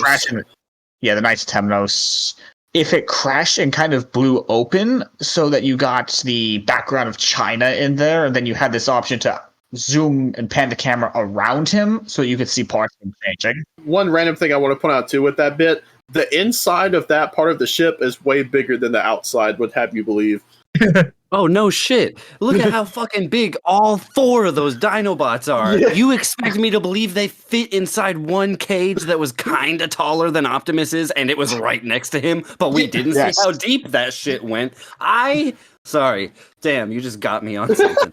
I hate size in these fucking movies. I hate it down to the size charts, everybody trying to talk about the official scale, blah, blah, fucking blah. You're wrong. You know what? Megatron is not too... Nah. Megatron is not 2 full fucking heads taller than Optimus Prime. Look at every fucking scene that they're in together. They're the same goddamn height. Yes, he is, goddammit. That's why you use the scale charts, because the scenes themselves are inconsistent. Why use inconsistent heights compared to each other when you have a number right there? Because what is on Riddle film me this, motherfucker! What is on film supersedes everything else all the time. It is the pinnacle. It is what is there. It actually exists. Numbers on a fucking paper that nobody who is watching the movie is gonna see don't fucking exist. That exists for little fandoms, but not for your average Joe who goes to see the movie and sees that Megatron is as tall as Optimus, and then people go, Megatron's actually much bigger than Optimus. No, he fucking isn't. So, MPM 15 was Devastator then, I guess, right? MPM 15? You know, Brawl. Oh, Jesus Christ. Huh? Huh? Because that's what's on screen, isn't it? It is. You know what? Fuck you. Fuck you. I'm gonna do Doomwave. I got him, you guys. I got him. Devastator. That is Devastator. How you like them apples? That is Devastator. Yellow shirt. Nah, kid's bro. Gonna be happy. Base movie. Oh my god, he won't let that joke go. But dude, where were we? Wrapping it back. Going back. I genuinely hate how I hate how big the Dinobots were compared to the ship, because the scale on that was so off and they didn't justify it enough. Oh, I agree. And you know what? I'll use that as a slick segue into, I thought all of the Dinobots were super fucking cool design-wise. 100%. I love the Ancient Knight, or it's weird because the Knights are definitely the basis, but I would also say maybe some Viking or something was in there too, just a bit. Someone analyzed them long ago, but they're different eras of Knights. Yeah. And I do want to say, I think Scorn is a fantastic addition to the Dinobot cast, and I wish it was used more. Yes, I 100% agree with that. I always kind of dug how, maybe Grimlock more so than the others, how they kind of look like they're made out of stone. Ooh, goes along with that ancient Cretaceous period thing. Yeah, Yeah. I guess stone, or like rocks or something. Like they kind of had a bit more like, I guess, of an organic kind of look to them. And okay, maybe organic's not the right word, but like, They looked natural. I don't think they came from the earth. yeah, like they look like they could have been carved out of like a mountain or something, I guess. Each one of them kind of had like a specific hue to them, because like Grimlock's obviously green, Scorn's red, Strafe is blue. I guess Slug got the short end of that stick. He wasn't purple like the toy. He was just kind of silver. I think he's like a gold gray. The last Night Deluxe is actually fairly accurate, last I checked. Oh, is it? That's Yeah, cool.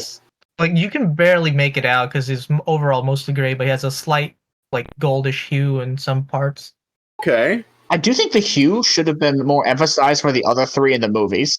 I agree with you, Scar. That I do feel like some of it could have been pronounced more. Because a lot of them just look gray. Grimlock has the green hue, but the rest look pretty much gray if you're not analyzing it. I feel like Scorn kind of stuck out pretty good with his red. I never noticed. I didn't even know he was red until you just said so. Oh, well, damn. Really, I always really notice his copper color, especially when he does that ball roll thing move. Oh, yeah. That's the moment where it sticks out the most. But I'll say, like, when you just look at them and how quickly they are on screen and then how quickly they disappear from the screen and everything's always moving, I understand where most people have a hard time. Because, I mean, shit, there's a reason people say these movies visually assault you, right? Yeah. I disagree because I see all the details, but I can understand how they get glossed over because they aren't extremely pronounced. Scorn has some of the bronzy red, Strafe has some of the iridescent blue, Grimlock has what looks to be either the Cybertronian blood version of green or like moss, and it's there like it was dry brushed on, but it's not there like it's their base color. However, just because we're talking about the Dinobots, I need to mention getting the Strafe Deluxe toy was the first time I actually fell in love with that character design, which is funny because I'm more of I like the leader of the faction, so I'm gonna obviously be a Grimlock stan. I will be honest, I agree. But nah, Strafe turned into my favorite, and then I got the Scorn toy, and Scorn turned into my favorite, and then I got the Last Night Voyager Scorn toy, which unfortunately mine's broken. Last Night Scorn is so good. God, That Scorn's so good, dude. I have a horrible story actually about that toy. No. Yes. No. Yeah, it's not that level horrible. It's not that level horrible. Okay, there's no glass jars here. Whoa! But Whoa! That was a concern of mine. Oh my god. I went to Target. This was like I was in college and I was still a delinquent. I went to Target and I saw it on the shelf, and I think Voyagers were like $30 or $35 at this point. Your boy is broke as a college student. I couldn't afford that.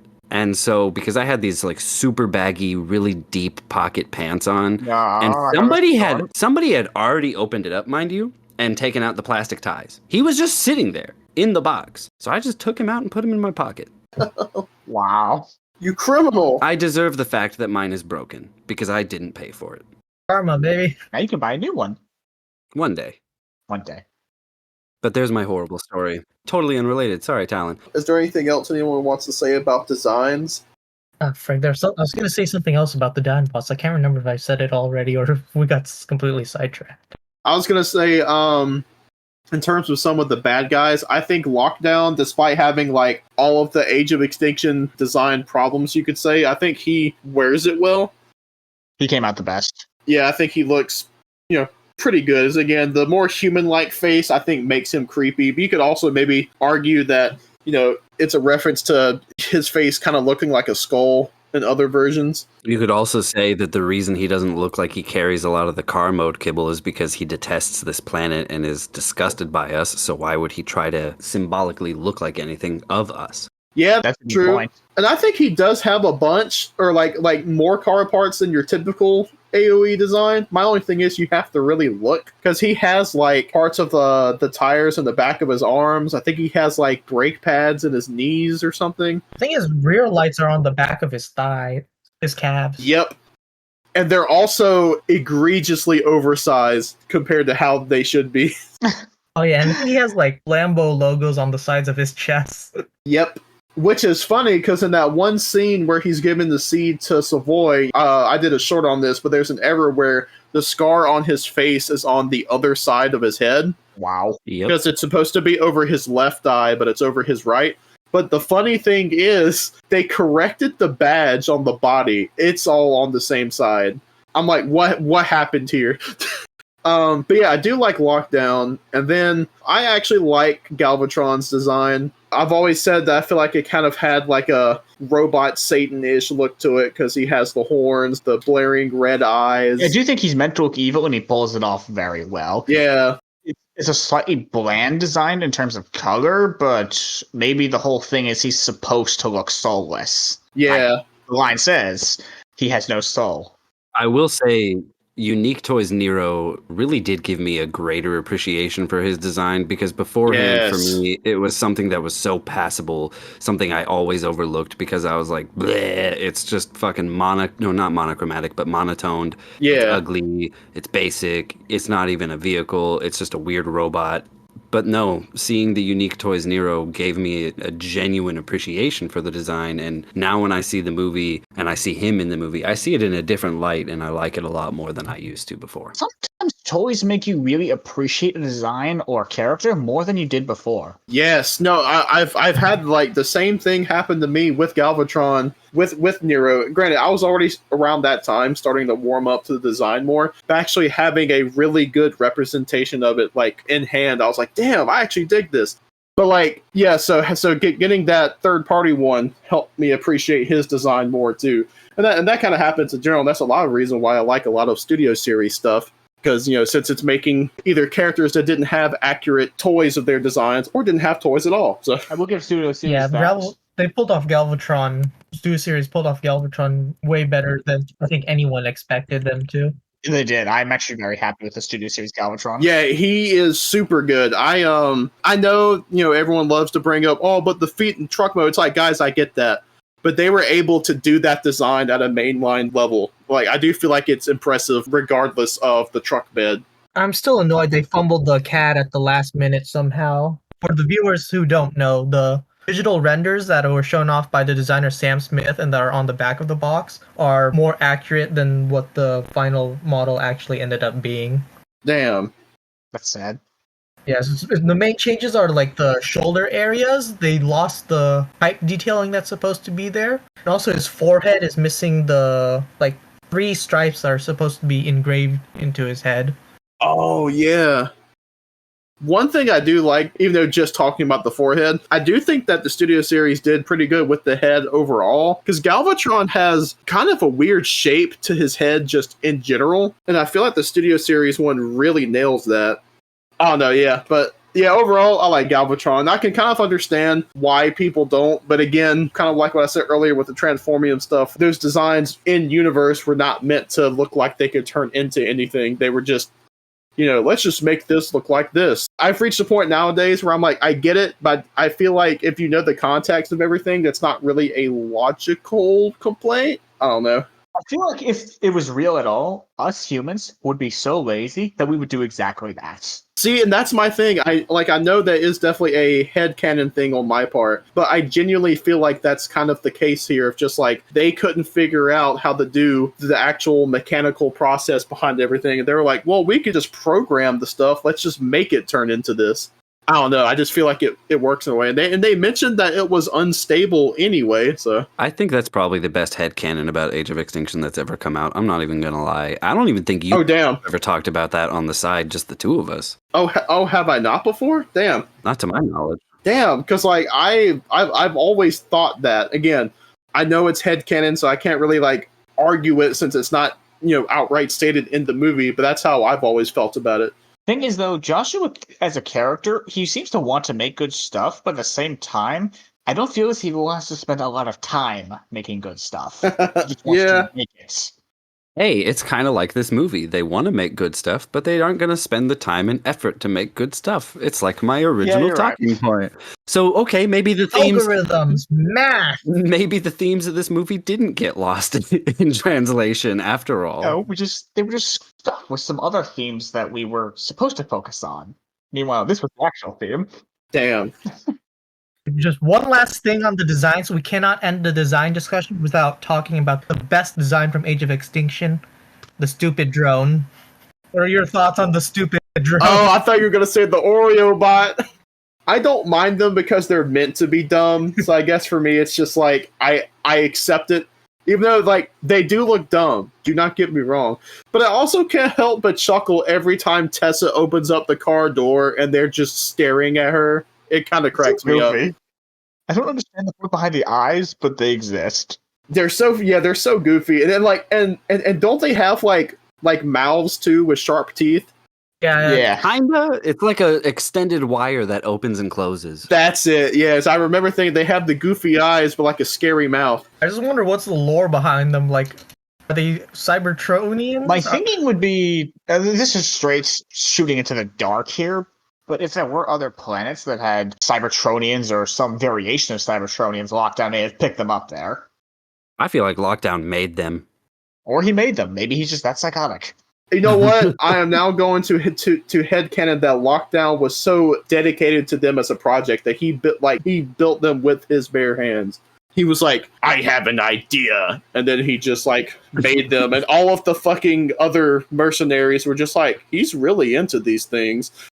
Oh God. I will say on the topic of designs, That's headcanon. I can't believe I forgot this until you guys said it, but one of my favorite things to come out of this movie, and I'm still mad that Studio Series hasn't touched it. I mean, they got rid of Core Class, but it would have made a great Core Class figure like Noah Diaz. Oreobot is one of my favorite things from this movie, and I unfortunately forgot about him. My poor, poor little man. I would buy Oreos from Oreobot if I were walking down the street and he was there on the corner. I'd ask him how his day went. He wouldn't even be able to tell me how his day had been, but I would ask him how was your day, because I would be talking to a real life Transformer, and he's a friendly little Oreo delivery drone.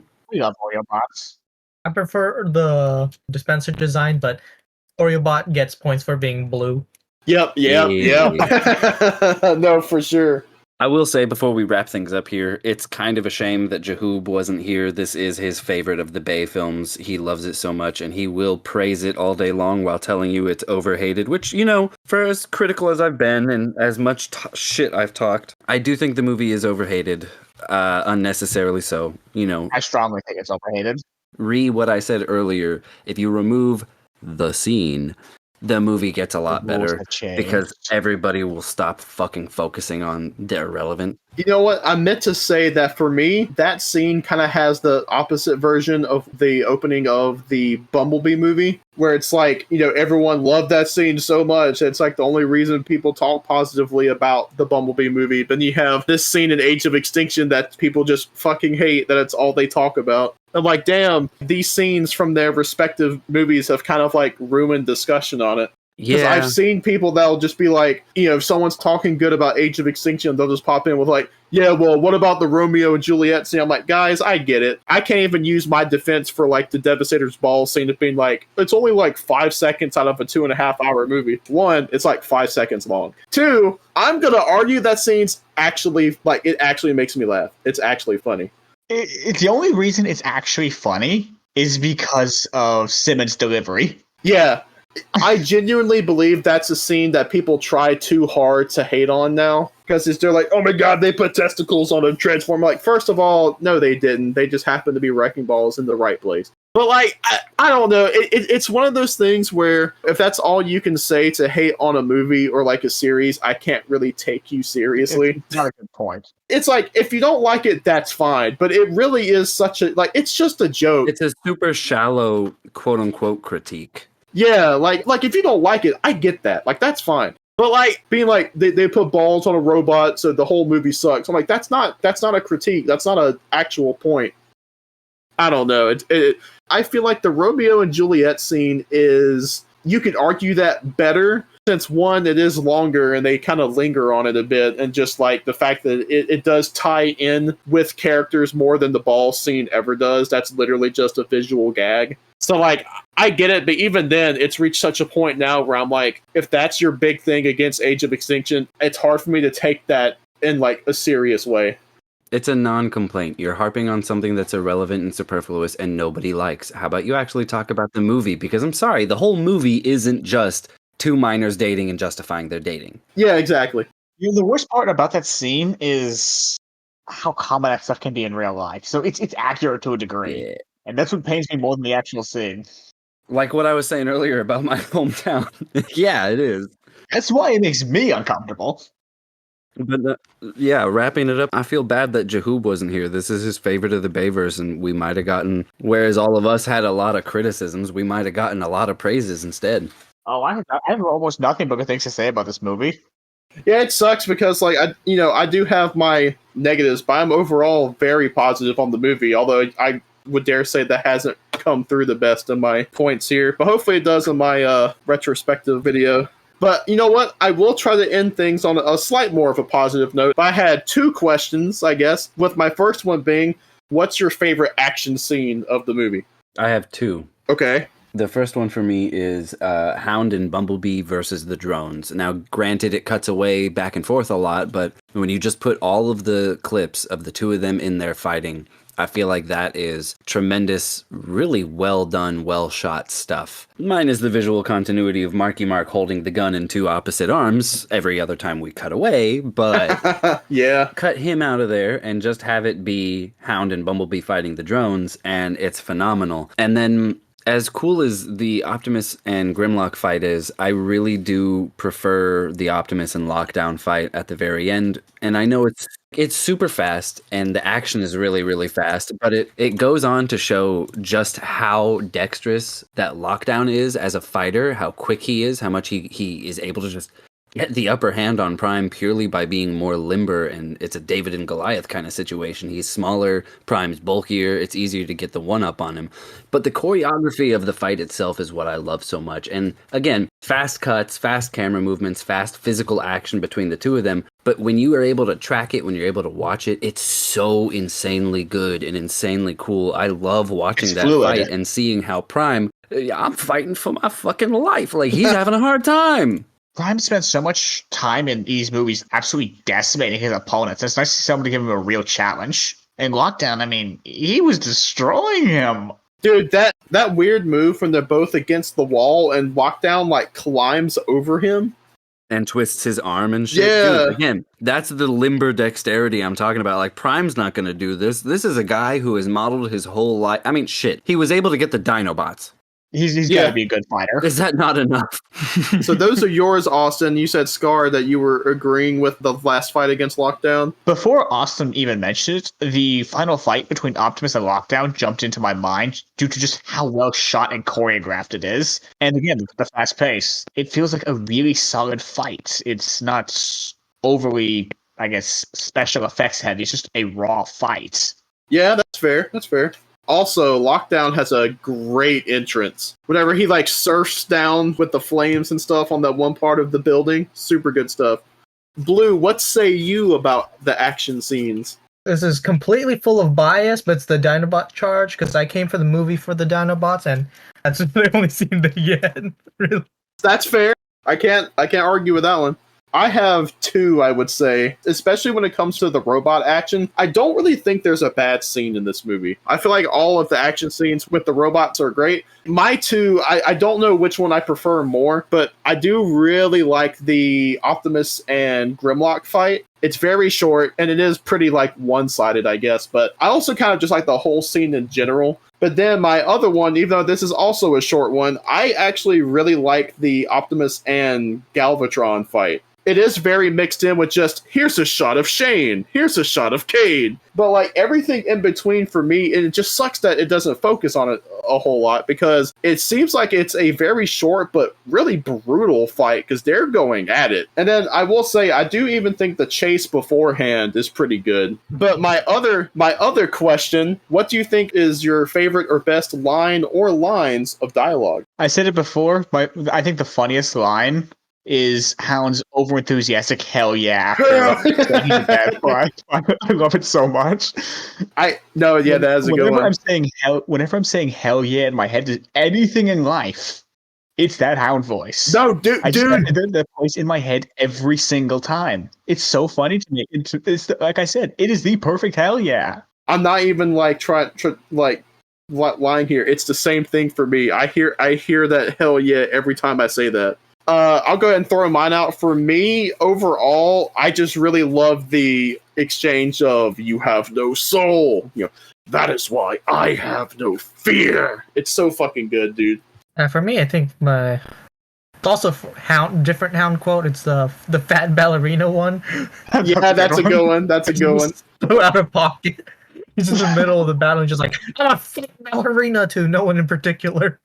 Yeah, dude, that's what I'm saying. He's just talking out of his ass. Like, Hey, he did a twirl. He did a twirl when he Yeah. said it. yeah, no, that's true. He's not lying. You know what? If you guys want to do this, you can. But I'll throw out there my least favorite line of dialogue, and you've already mentioned it, Austin, is "They're ruining everything." Oh, my least favorite is I'm not here to help you save your daughter. You're here to help me save my girlfriend. Like, fuck you. Yeah, that's a Yeah, fucking I dumb think I'll one. go with Yeah. that one.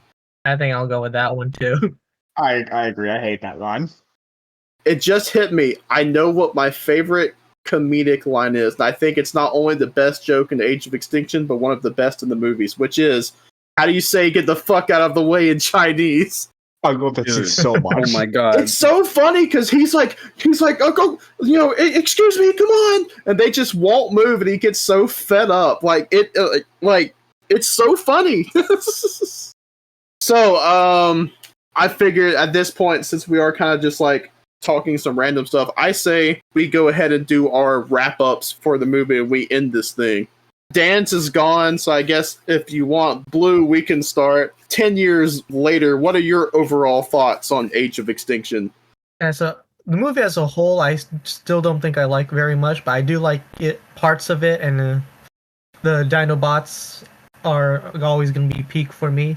Studio Series Dinobots when? Dude, oh my fucking Never. god. I will continue to harp on about this. Huh? Yeah, Blue, do you have anything else to add, or was your bit about the Dinobots it? Yeah, I'll end with that. Oh, okay. Well, in that case, Scar, your overall thoughts on Age of Extinction. My thoughts on this movie have a stark contrast from my initial dislike. The more I watch it, despite the fact that it's a deeply flawed movie, the more I actually grow to love it. It's something for me that just gets better with each watch, and it's become sort of a comfort movie, if you will. That I know I can put it on and I'm just going to have fun with it. It's not perfect. It's a popcorn movie. That's all it's ever going to be. It does have some good writing, but it's a popcorn movie. I treat it as such. I have a good time. I enjoy the soundtrack. I watch cool things blow up. And I will actually go as far to say is it's my personal favorite of the Transformers movies, which I know is an unpopular opinion, but I actually think it's good. Fair? Okay. So, Austin?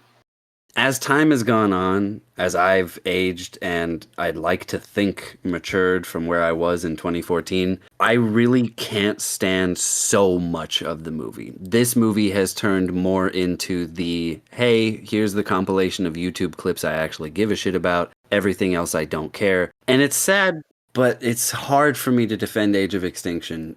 As it stands these days, I'm not that huge a fan. I'm not going to run to go see this movie again. I'll rewatch some of the clips.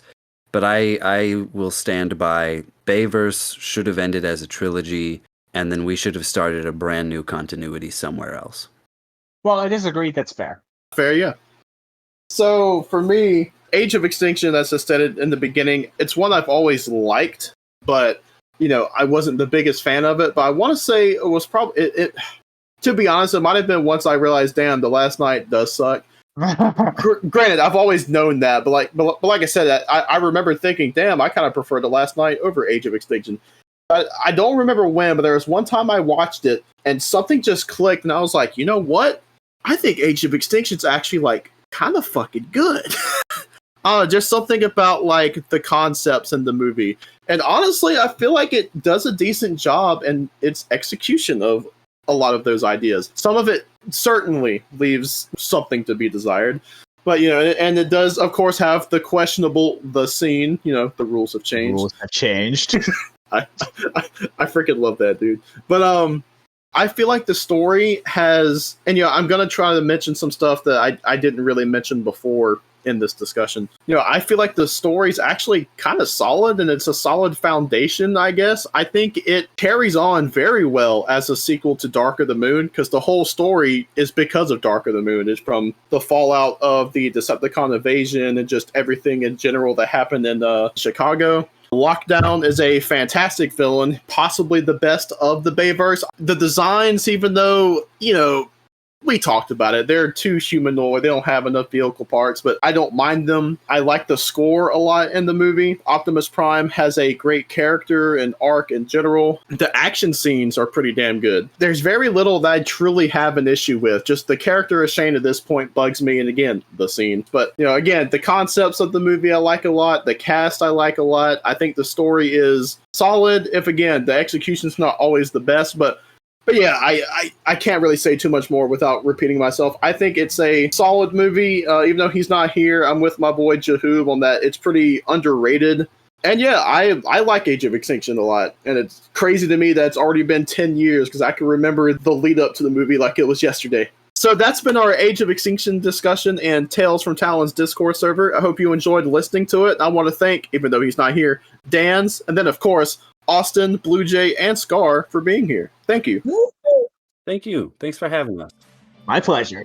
And that was episode 2 of Tales from Talon's Discord server. I hope you all enjoyed the discussion on Age of Extinction, and I gotta give a big thanks to my friend Austin Gillis. He did pretty much all of the editing on the discussion itself, and it was a huge help because that helped me get the Age of Extinction retrospective done faster, without having to take the time to also work on this, since I had the kind of ambitious plan to have them come out around the same time. Obviously that didn't quite happen, but hey, if it was just me working on it, both of these videos would have taken a lot longer. So, Austin, huge thank you. I cannot express enough how much I appreciate it. And before we go, I have to thank my members on Patreon. And hey, if you want to join the server, please check out the Patreon. In my average bird tier, there is Schmoptimus Prime. And in my bird of prey tier, there is, wait a second, Austin Gillis again? The channel support is greatly appreciated. I cannot thank you guys enough. And as always, I want to give a big thanks to everyone for watching, and have a good one.